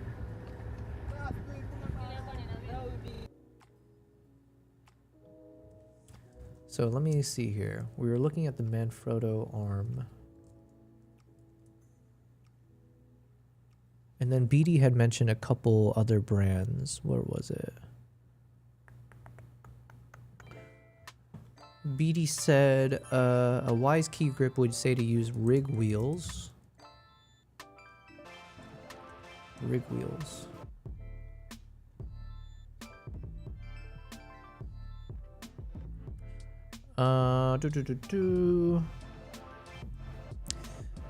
Al says, my experiences with broadcast P2 style cameras mounted on truss where 18-inch subwoofers are attached to and vibrate through. Ooh, okay, that's more intense. Okay, so BD had mentioned this brand is one of those that is like the bare minimum, I think BD said. Hold on, what did you say? You said at the very least it should be something from Rig Wheels or Matthews Mounting. So let's take a look at this Rig Wheels. Holy crap. Okay, yeah, if it can handle this, it can handle my thing. Jesus. Wait a second. Wait, this is camera. Oh, it's a windshield mount. Okay, I'm trying to avoid these suction things because also I won't have a windshield to suction it too. But okay, it sounds like this thing is literally good enough. If it's in a moving vehicle, I'm assuming it's good for vibrations and everything else. So what about in my world where I don't have any windows to suction mount things to? could I still use this and mount it, suction mount it to something else? I can't do the roof. It would only be the base of the car somewhere. Okay, let's keep looking. It's a interesting. It's a magnetic mount.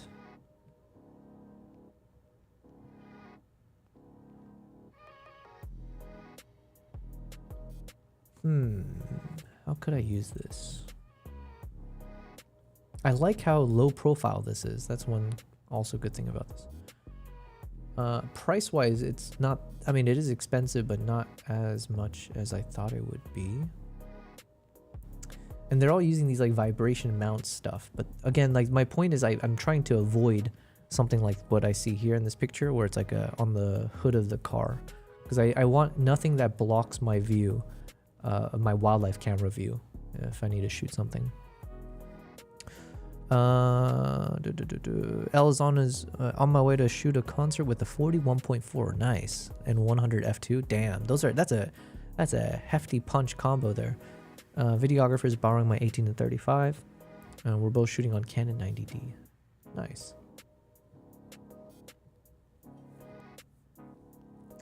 It would be cool if I can get to a point where, imagine if I was a big enough content creator where I could have someone like Rig Wheels create like a custom rig just for my needs. Oh, how amazing would that be?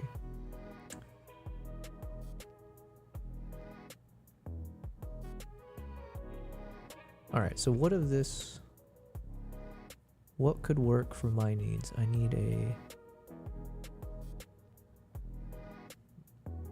motion control. No, I don't need that.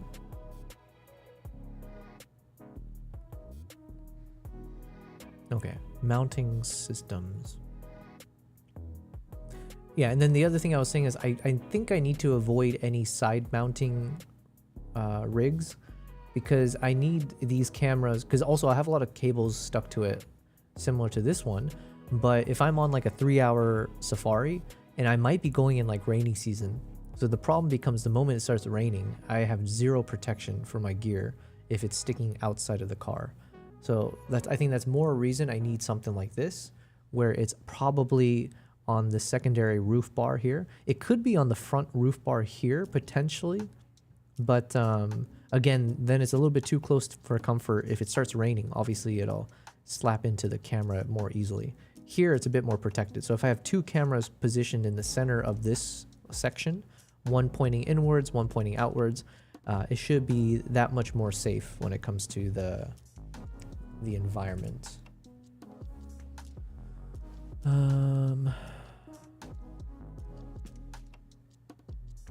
So that's the Kraken. What is this? The cloud mount. Jesus. Okay. Is this what like National Geographic uses? Kavai says 90D is built like a tank. You could probably reach out and get help. I guess that is true too. I could always reach out and see what they say. But I'm also not big enough for them to want to work with me yet, is my assumption. I think I need to do this pilot at least once, and then maybe one of these guys will be like, oh, you can use our system going forward. I don't know. You're right. It doesn't hurt to ask though. Like, yeah, you're 100% correct. I should do that. Yo, we got Mindful in the chat. Mindful says, hey bro, long time. It sucks working full time and missing your live stream. Do not worry about it, my friend. I appreciate you letting me know. I'm glad it does. It's a nice feel good moment that you find my streams worth watching. I appreciate that. And all of you guys, obviously. Maybe I should stream on the weekends then, just to make sure I'm available at some point. But I appreciate it. Thank you. Thank you. Elle says, imagine having an Insta360 on the roof. To my knowledge, Facebook supports 360 streaming for some reason. Oh yeah, that's another thing I was supposed to research. Because right now, your boy is locked in with all DJI equipment. I do have the Insta360, but now I have the Osmo 360, Osmo Action 6, and Osmo Nano, right?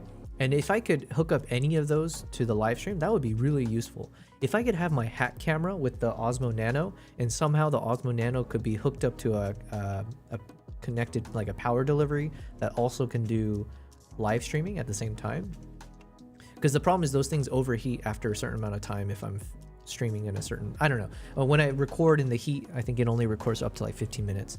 Unless it's cold, then I think I streamed up to like 30 something minutes, 50 minutes. Yeah, but I would like to think about how I could use, oh, and I have the Osmo Pocket 3 as well. But ideally, I want to make the primary cameras all Nikon, right? So ideally, it should still be like, all right, we got Z6 or whatever, ZR, or Z50 or whatever camera makes the most sense. But I have two cameras here that are proper, you know, mirrorless cameras. Then I can also look into like, okay, well, can I throw in an action camera for some other unique perspective? Okay, yeah, if it works. And the third camera would be my wildlife camera that's using the HDMI, wireless HDMI receiver. And then the Rodecaster that I'm using only has 4 inputs anyway, so I have to maintain, I can only use 4 HDMI connections. No, I take that back. It does 4 HDMI inputs, and then it's got like the USB-C input. So technically I could hook up a ZR through that USB-C and run the camera that way. Elle says, if you're saying you have to get rid of the Insta360, I'll gladly take donations. I do have, you know what, I'm definitely open to it. I'll say that much. What about possibly running a Z30 Mark II? They have dolly lights too. Yeah, like I said, I'm not actually, I'm not opposed to any camera, whatever camera works, right? As long as it's lightweight, as long as you can do live streams from it, then I'm happy. So as long as I can connect up the camera, the quality looks, wait, you said Z30 Mark II?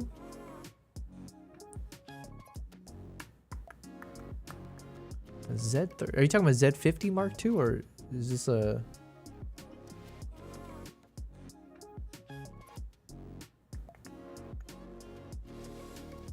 Either way. I'm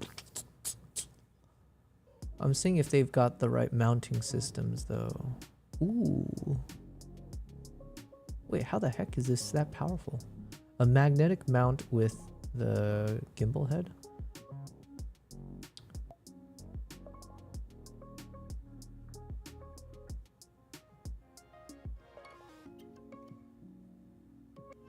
So, I mean, this, I don't know how powerful these things are, but I mean, this could be a solution. If I can suction mount the base of this to like, I don't know. Elle says, or is it only Mark 1? Yeah, apparently, I think there's only a Z30 Mark 1 for now.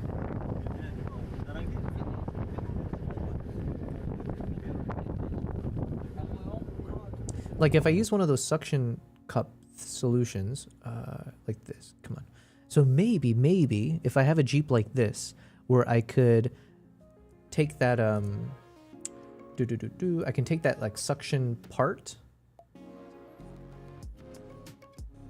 How does it work? Oh no, these are all magnetic, right? Oh, okay. I don't know how this works. I was gonna say if it's some kind of like suction thing, then I could technically try to suction it to the wooden panel here and then just have the camera low angle but connected to that wooden panel, and then yeah, so I can have one there. That could work, but I think it's probably still makes sense to have it elevated up there, or up in the higher point of view.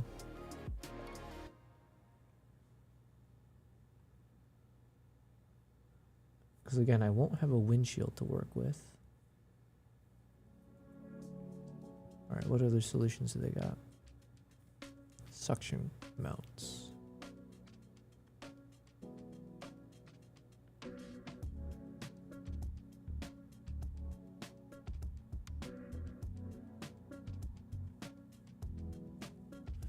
Now, price-wise, I guess this isn't that crazy. I think it's like $150 or so. But again, like I guess I'm trying to avoid this.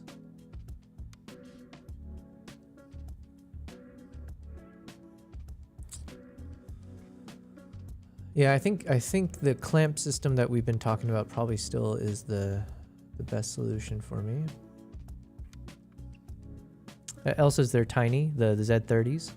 Yeah, but the ZR is not that big either, right? And so ideally I would want to use the ZRs, although I guess on a live stream I won't be able to get the best quality out of it, so it might be overkill. So yeah, those are things I need to weigh in. Is like, okay, what is the right cameras that give me the best quality given the restrictions of whatever, yeah, whatever can be funneled through a live stream connection.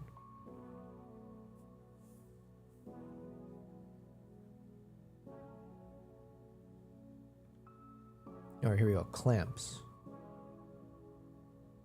So BD was saying I need to look at these clamps.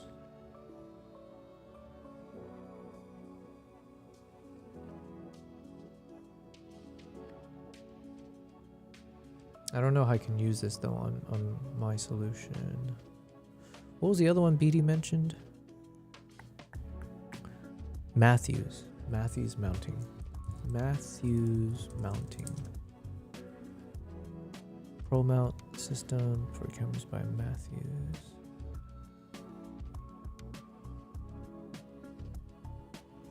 All right, here we go. So this is Matthews.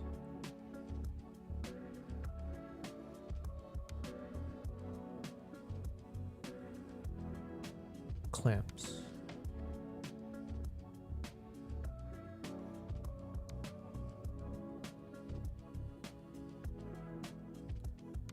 Double super Mayfer.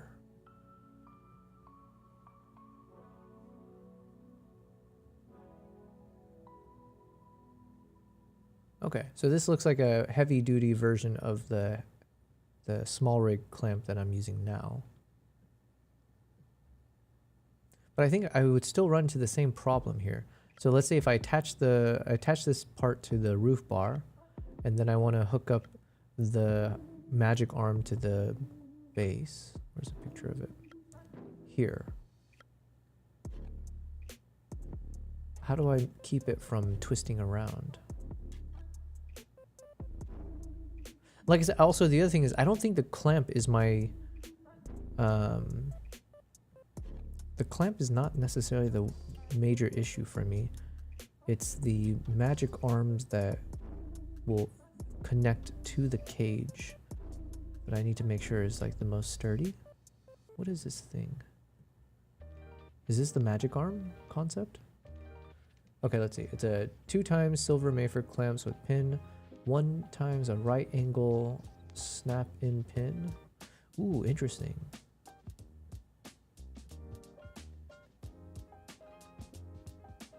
And then a 1x Hollywood Superflex arm. Articulate arm for positioning small modifiers.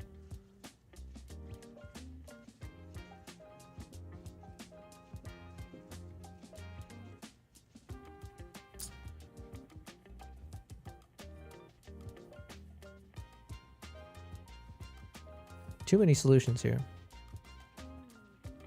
Kavai says, oh, sorry. Kavai had said, I shared a reel with you if you have time to check it out. Oh, I didn't see. Where did you share it?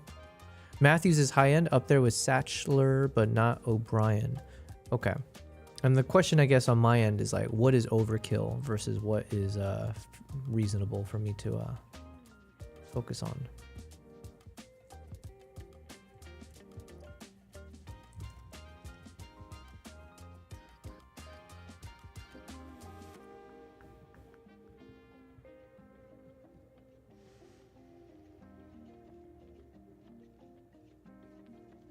Oh yeah, Kavai, I see what you sent me. I don't know how to yeah, I've seen this thing. Hold on.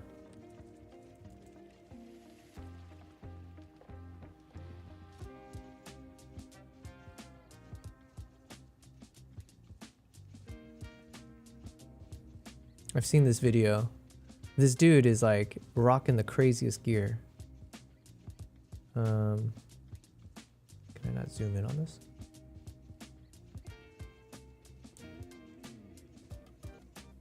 Holy crap. Actually, I haven't seen this version. I've seen some of his other versions. This is insane. Yeah, I've seen him walking around where he's got his crazy tele lens.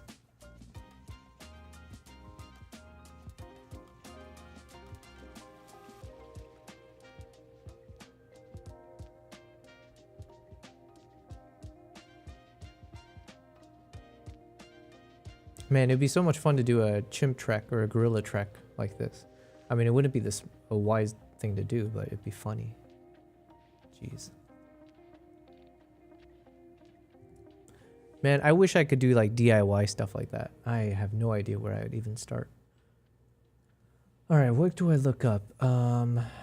We need camera, support arms, car mount kits. Okay, let's look at car mounting. It's all suction cup stuff.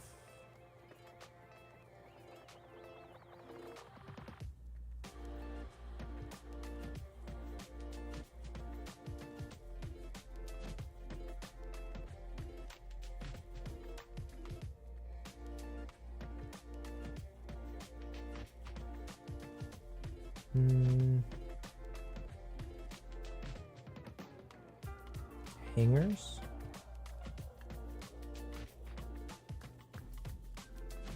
The problem is I don't know like I don't know what any of these really actually mean. Okay, so there's that super Mayfer. So I have seen this word Mayfer quite a bit. So my assumption is it has something to do with these clamping systems. So check, I need a clamp. Then I need the screw or something to then connect it to the articulating arm. And then I need the articulating arm connecting to my camera cage.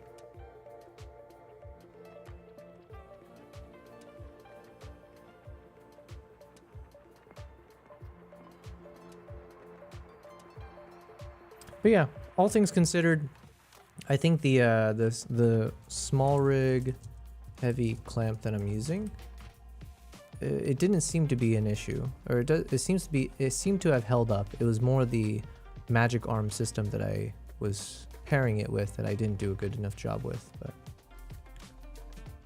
But Elsa's up there with Satchel. I'm head out 1 minute from the venue night. Awesome. Well, best of luck to you. Enjoy your shoot, and thanks for popping in here. All right, I think I got lost in the sauce. Where was I?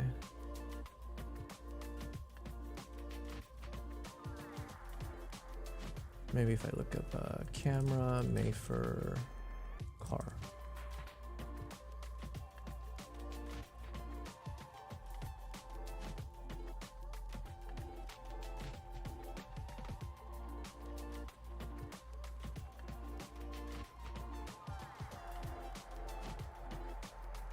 To a pro drift car like this one, or these rush race cars in this video is for you. Not all clamps are made the same.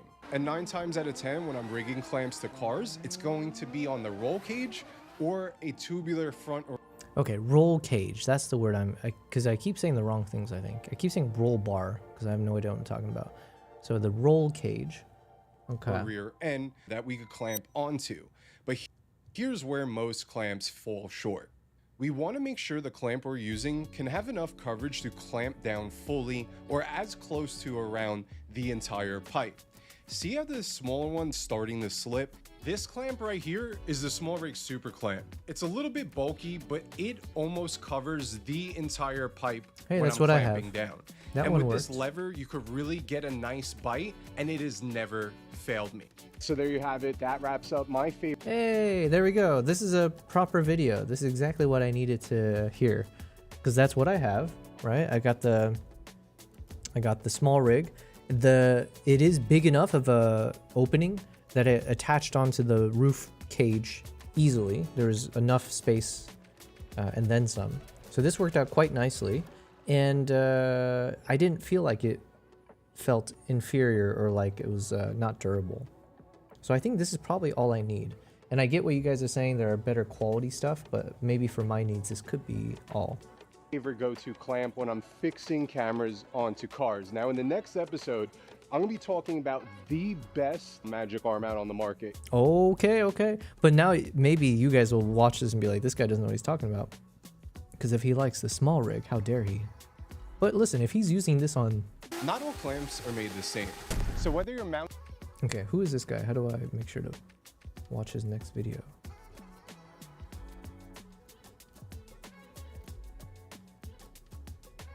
Not all clamps are made the same. So whether you're mounting a camera to a pro drift car... Not all clamps are made the same.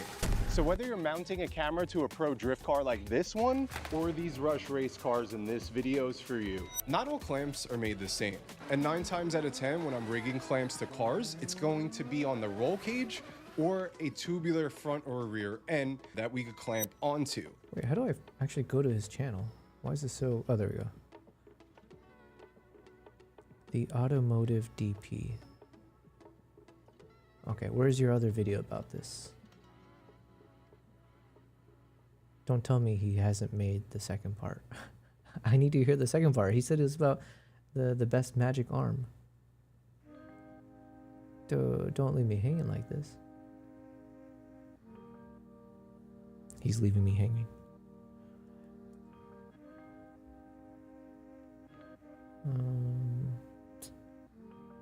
Where is it? Not all clamps are made the same. So whether you're mounting a camera to a pro drift car like this one, or these rush race cars in this video is for you. Not all clamps are made the same. And 9 times out of 10, when I'm rigging clamps to cars, it's going to be on the roll cage or a tubular front or rear end that we could clamp onto. But here's where most clamps fall short.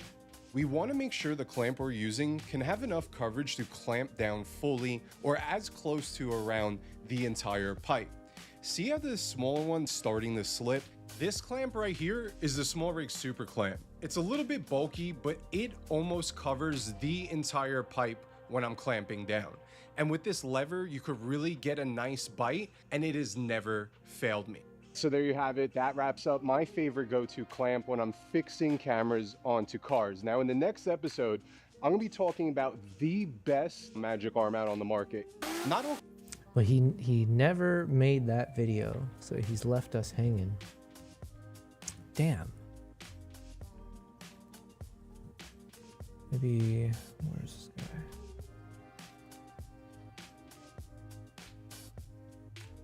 Maybe I should reach out to this guy. Clearly he has experience with rigging up fast-moving cars. Best camera suction mount.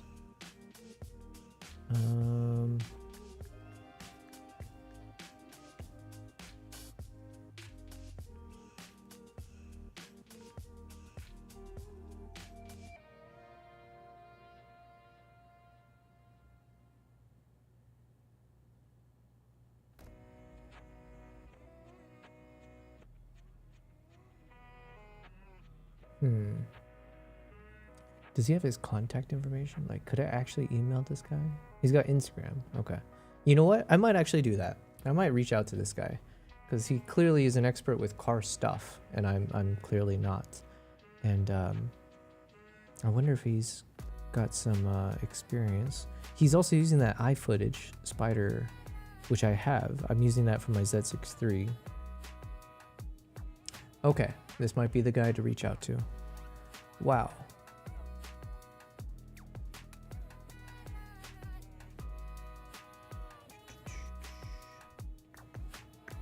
All right, I was supposed to be editing photos and videos, but look where we are. Which I'm not complaining, but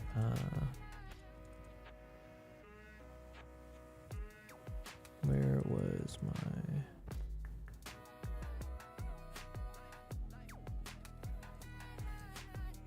Okay, so I finished editing photos from this day. Do we have some YouTube video to watch, maybe? You're looking at some footage I shot with this 8mm film, the smallest film format available, using a camera that looks like this. And you'll immediately notice a difference if I cut from the 8mm footage to a clip from Sinners, which was shot on IMAX 70mm, the largest commercial film format available. If you watch this channel or are a film nerd, you probably are already familiar with some of the benefits of IMAX film. Maybe you've even seen the video where Ryan Coogler explains the different types of cameras and films Sinners was shot on. And you might be thinking, yeah, okay, Sinners was shot on film and it was shot on big film. What's the big deal? Isn't this just a detail that film nerds care about? Well, glad you asked, because to understand why the cinematography of Sinners grabs us and feels so different, we need to understand exactly how large formats like IMAX film actually change the image, so that even when you watch it on a smaller screen at home, that choice can still have a psychological impact on how the viewer perceives the film.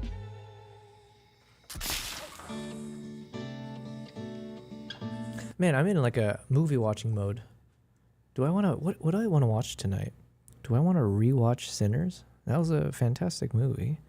I'm having this craving to do. Oh, another thing I need to do. I need to fill up my sandbags. That sounds weird, but hold on, let me grab it. Right, I need to fill up the sandbags for my my C-stand, which is behind me.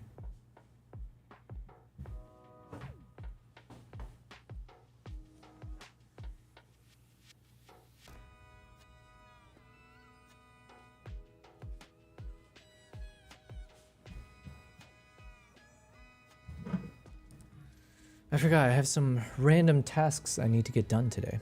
But yeah, I gotta fill up the C-stands. Can you guys even see it from where I am? Right behind me. So you can see the C-stand. And then, so this is what I use to film my little overhead videos, right? So I have a few new videos that I need to record. So I just got, previously, the way because there's so much front weight, because I put the camera on the edge of, the end of this horizontal bar, and it ends up being too heavy, and it'll push the C-stand and it'll make it tip and fall, which obviously I don't want to have happen. So I know usually the experts, pros, they use like sandbags and weight. What I've been using previously, I literally used my Pidgeotech backpack and I filled it up with water bottles, and that was heavy enough to keep it, but it doesn't feel very professional. So what I've got now is I've got right here, they're empty, but I have two of these bags that you're supposed to fill with sand. And I did actually purchase 2 boxes of freaking sand from Amazon. And I'm just gonna fill up those guys, and then that will be my counterbalance weight. Hopefully it's gonna be heavy enough so it, it'll maintain my camera positioning. But anyways, I gotta film a couple of those episodes. I was gonna do it over the weekend. But yeah, anyways, so I'm realizing I have some chores to do as I kick off the weekend. Also, I got cat hair in my mouth. All right, let's watch this. Let me edit some photos here real quick. Sinners is a rare thing these days. An entirely original blockbuster, thematically rich, wildly entertaining, and, from a technical perspective, the first film of its kind. This film swallows you. You're immediately immersed in these beautiful, expansive images. But what makes an image in a movie grab you and pull you in?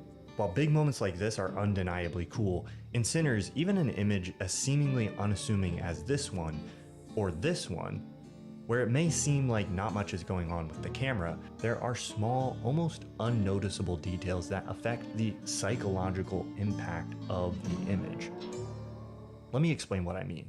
Maybe you've seen the trend on social media where people showcase that your front-facing camera on your phone has been lying to you.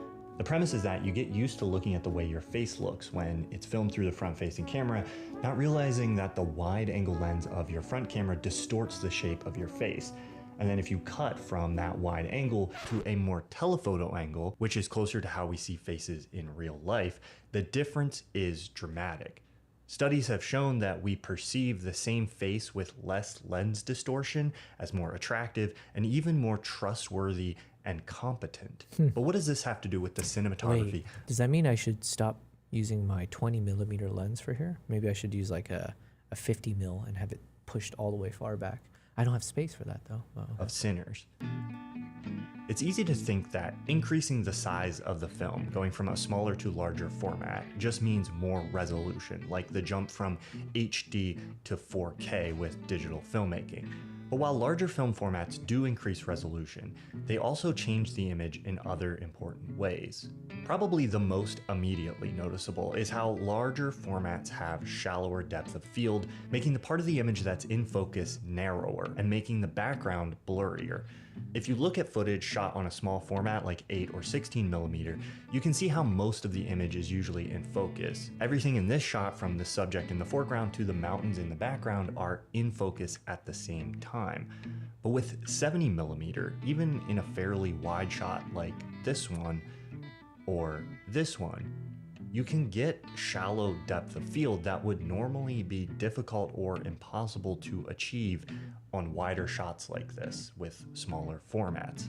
But why does this matter? Well, this means the camera has a greater ability to direct where your eye will be looking within the frame. Like in this shot where the camera quickly racks focus from the house closer to the bottom of the frame, moments before the vampire drops in from the top, leading your eye to where he'll be landing. Technically, you could be looking at whatever you want in the shot, but most people's eyes are naturally pulled towards what's in focus without them even noticing that's happening. So I think he was explaining, but I wasn't fully paying attention, but there is something he was saying there that I need to understand the science behind.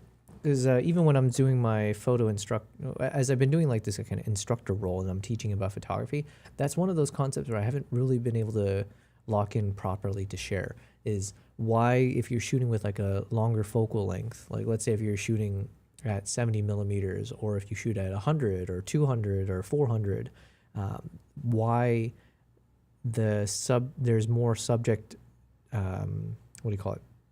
why there's more compression between the foreground and the background, or why you end up with more of this kind of blurry, bokeh effect that can occur, even if you shoot with a narrow aperture or something like that. So like I need to understand the reasoning behind that. Like I say it in a very generalized way of like, okay, well, if you're shooting with like a 20mm versus as you shoot with these longer tele lenses, it ends up compressing the image in a way such that the background looks closer, and I don't know. I just spew a bunch of nonsense. I need the proper answer for it. In this sequence, where your eye is looking is directed by the focus, guiding you from one character to another through the chaotic dance floor. Here, focus is in the foreground so that when the ballet dancer lands in the frame, our eyes are immediately tracking with her before following the momentum of the shot forward to the hip-hop dancer and then landing on Sammy. On shots this wide with smaller formats, the focus shifts would be much less noticeable, which is sometimes what you want, but in this case, the focus itself becomes a part of the dance and flow, leading your eyes through the dance floor and around the frame with the same rhythm of the shot and the music, increasing this feeling that you're gripped by this almost supernatural force that's guiding your eyes as you watch the sequence. Of course, you're not going to think about this consciously while you're watching this scene, you're just caught up in the moment. That's the power of great direction and filmmaking. It can shape your attention and guide it towards a feeling without you even noticing. Quick sidebar here. The skill it takes to pull focus, especially during takes like this, is impressive. Camera assistants like Ethan McDonald, who pulled focus for this shot, almost never get talked about, but they perform an integral role on a film set that is very true. And like, now that I'm doing more film stuff, I'm like realizing how challenging it is to like properly pull your focus. An integral role on a film set that takes a lot of skill and focus. You have to hit the marks perfectly, take after assistants like Ethan McDonald, who pulled focus for this shot, almost never get talked about, but they perform an integral role on a film set that takes a lot of skill and focus. You have to hit the marks perfectly, take after take, and any mistake could potentially ruin a shot. For this sequence, McDonald told American Cinematographer that there were so many moving parts that each take was slightly different, so he had to pull focus on the fly visually from up on the balcony, adapting to the rhythm and movement of each shot and thinking about how to guide the audience's eye through the chaos. But shallow depth of field, I feel like this would be really fun to practice. My only concern is like, does it get to a point where AI will render that skill useless? But it sounds like it's still something that's worth learning. But then it's like, yeah, if I invest my time to like understand the role of like being one of those, what do you call it, the rack guy or whatever. And how it guides your eye isn't the only way large format film changes the image. There are other more subtle and complex effects that have just as much impact.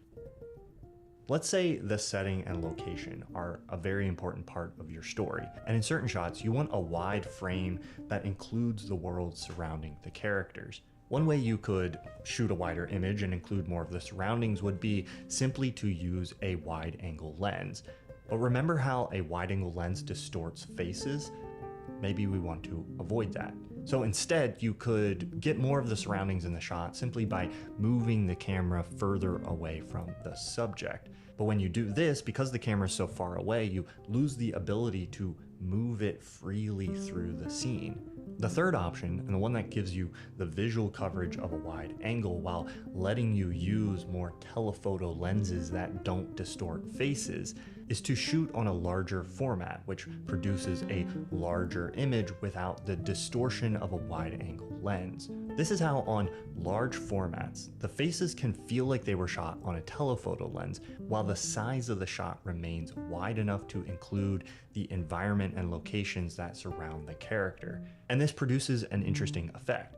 Because we associate the look of a telephoto lens with close-ups, and close-ups throughout cinema history are used for more intimate, personal, and emotional moments on average, large format cinematography has this unique ability to convey a sense of emotional intimacy even in these wider and medium shots, creating a beautiful effect where we feel both close to the character emotionally while we full effect has this unique ability to convey a sense of emotional intimacy even in these wider and medium shots, creating a beautiful effect where we feel both close to the character emotionally while we still maintain sight of the expansive world that surrounds them. And that's part of why some of the images in Sinners and other films shot on IMAX like Oppenheimer have this kind of magical feeling that it's hard to put a finger on, even in what feel like pretty straightforward portrait shots, because it truly is visually unlike most other images you see on a day-to-day basis. These large format IMAX images are magical, but they come at a cost. IMAX is wildly inconvenient to shoot on. The cameras are massive, super heavy, and so loud that any dialogue from the scenes you shoot with them is basically unusable, meaning you have to get the actors to redub their lines for any of the IMAX shots. Besides actual financial cost, this is the main reason almost nobody actually shoots an entire movie on IMAX film. It's just not practical. So you have to use it where it makes sense and then fill in the gaps with a different format of film. Wait, I didn't know that. So wait, he's saying that these IMAX cameras are so noisy you have to like mic everyone up correctly? Magical, but they come at a cost. IMAX is wildly inconvenient to shoot on. The cameras are massive, super heavy, and so loud that any dialogue... Ooh, should I watch Nope tonight? I haven't seen that in a long time. That was a fun movie. All right, that might be top of the list for me tonight. From the scenes you shoot with them is basically unusable, meaning you have to get the actors to redub their lines for any of the IMAX shots. Besides actual financial cost, this is the main reason almost nobody actually shoots an entire movie on IMAX film. It's just not practical. So you have to use it where it makes sense and then fill in the gaps with a different format of film. Usually to fill in these gaps, the go-to choice is either IMAX digital or another 70mm film format that's a little smaller and quieter. What makes Sinners the first movie of its kind in film history is the other format Coogler chose, which was Ultra Panavision 70mm, a super wide anamorphic format that is much less commonly used than spherical 70mm formats. Ultra Panavision is so rare that only 10 films have ever been made entirely in the format. 9 of them, like the epic Ben-Hur, were shot in the 1950s, And then Ultra Panavision lost popularity and the special equipment used to make it went into storage. That is, until Robert Richardson, Tarantino's cinematographer, found the old lenses laying around Panavision headquarters and had them refurbished, resurrecting a lost piece of film history and using it to shoot The Hateful Eight. Ultra Panavision is great for wide vistas and blocking groups of characters together. While not quite as big as IMAX 70mm, Ultra Panavision is still a very large format and has many of the qualities of large format cinematography we've already talked about.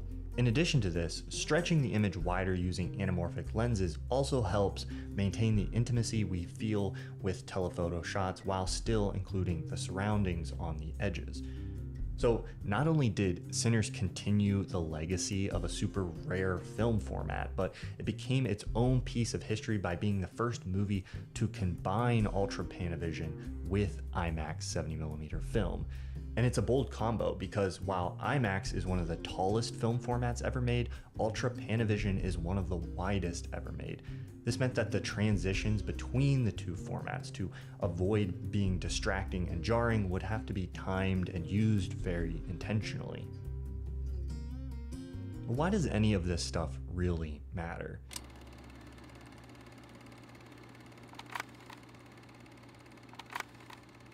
These are photographs taken by the American Farm Security Administration in the 1930s and 40s. These images document the rural South where Sinners is set.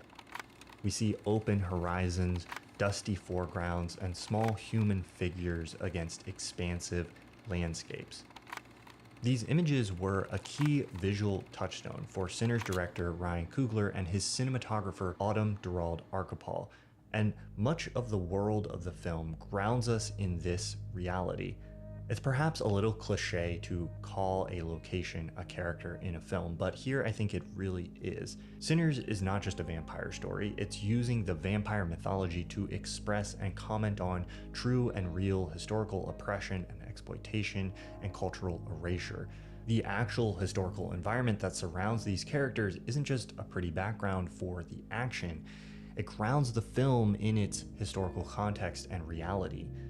Being able to use wider frames that include more of this world, in addition to showing us the world, also captures the actual feeling of expansiveness and isolation that you get looking at these old photographs, and which I have to assume captures some of the feeling of expansiveness and isolation that people would have felt living in that time and place. I think it's interesting to note here that a lot of old photography also tends to be shot on larger format film, while many of the cameras we shoot on today, especially with our phones, use very tiny formats, much closer to 8mm than 70. So we also associate the look of larger format film with the past.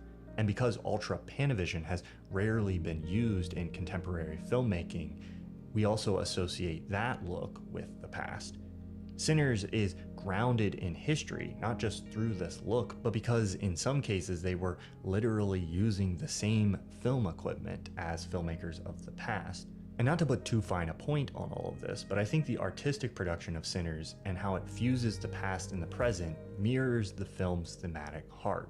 So when Durald tells American Cinematographer that these 70mm formats immerses you in the character's mindset, it's not a gimmick or empty hype. The feeling of the images created by 70mm film is actually helping convey the feeling of the time and the place the film is set in and what the characters are experiencing in the film itself. Literally grabbing your eye, pulling you into the frame, and helping to transport you into the story and back in time.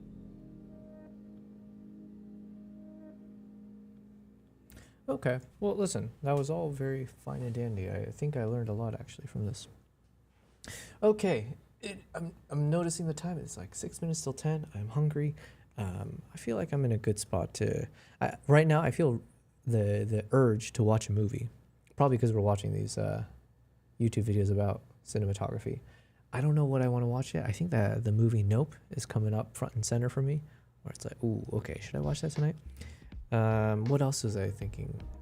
I'm rewatching Andor. I've watched Andor season 1 and I watched like the first few episodes of Andor season 2. And I don't know why. I really liked the first season. Second season, I just haven't really been into it enough that I kept forgetting to keep watching. But then I keep hearing everyone talk about how amazing Andor is. Like, so many people are like, oh my god, Andor's so good. It's like, oh, I don't even watch Star Wars, but Andor is phenomenal.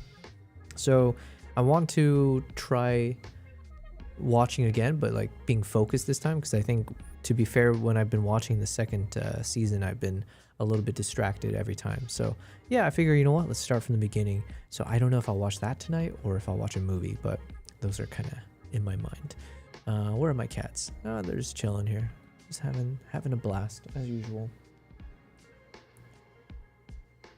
What a good boy. Okay, so I think this is where I will end it for the day. Thank you guys, all of you guys who hopped in at different points to say hello and chat with me. I always appreciate it. We've got, I've got a lot of work to get done. Most likely I will not stream over the weekend, and I'll use this time to film a few more things. I mentioned I have to film a few more videos for my YouTube channel. I need to edit a bit more for my YouTube channels and blah, blah, blah. So we got a lot of stuff to get done. But I will be back on Monday for sure, and we'll do the same thing. I think we'll aim for like 5 days a week, and I'll just be streaming as I edit through and work on my projects and fun stuff like that, and catch up with you guys. So, all right, that's all I got. Happy Friday, enjoy your weekends, and I'll catch up with you guys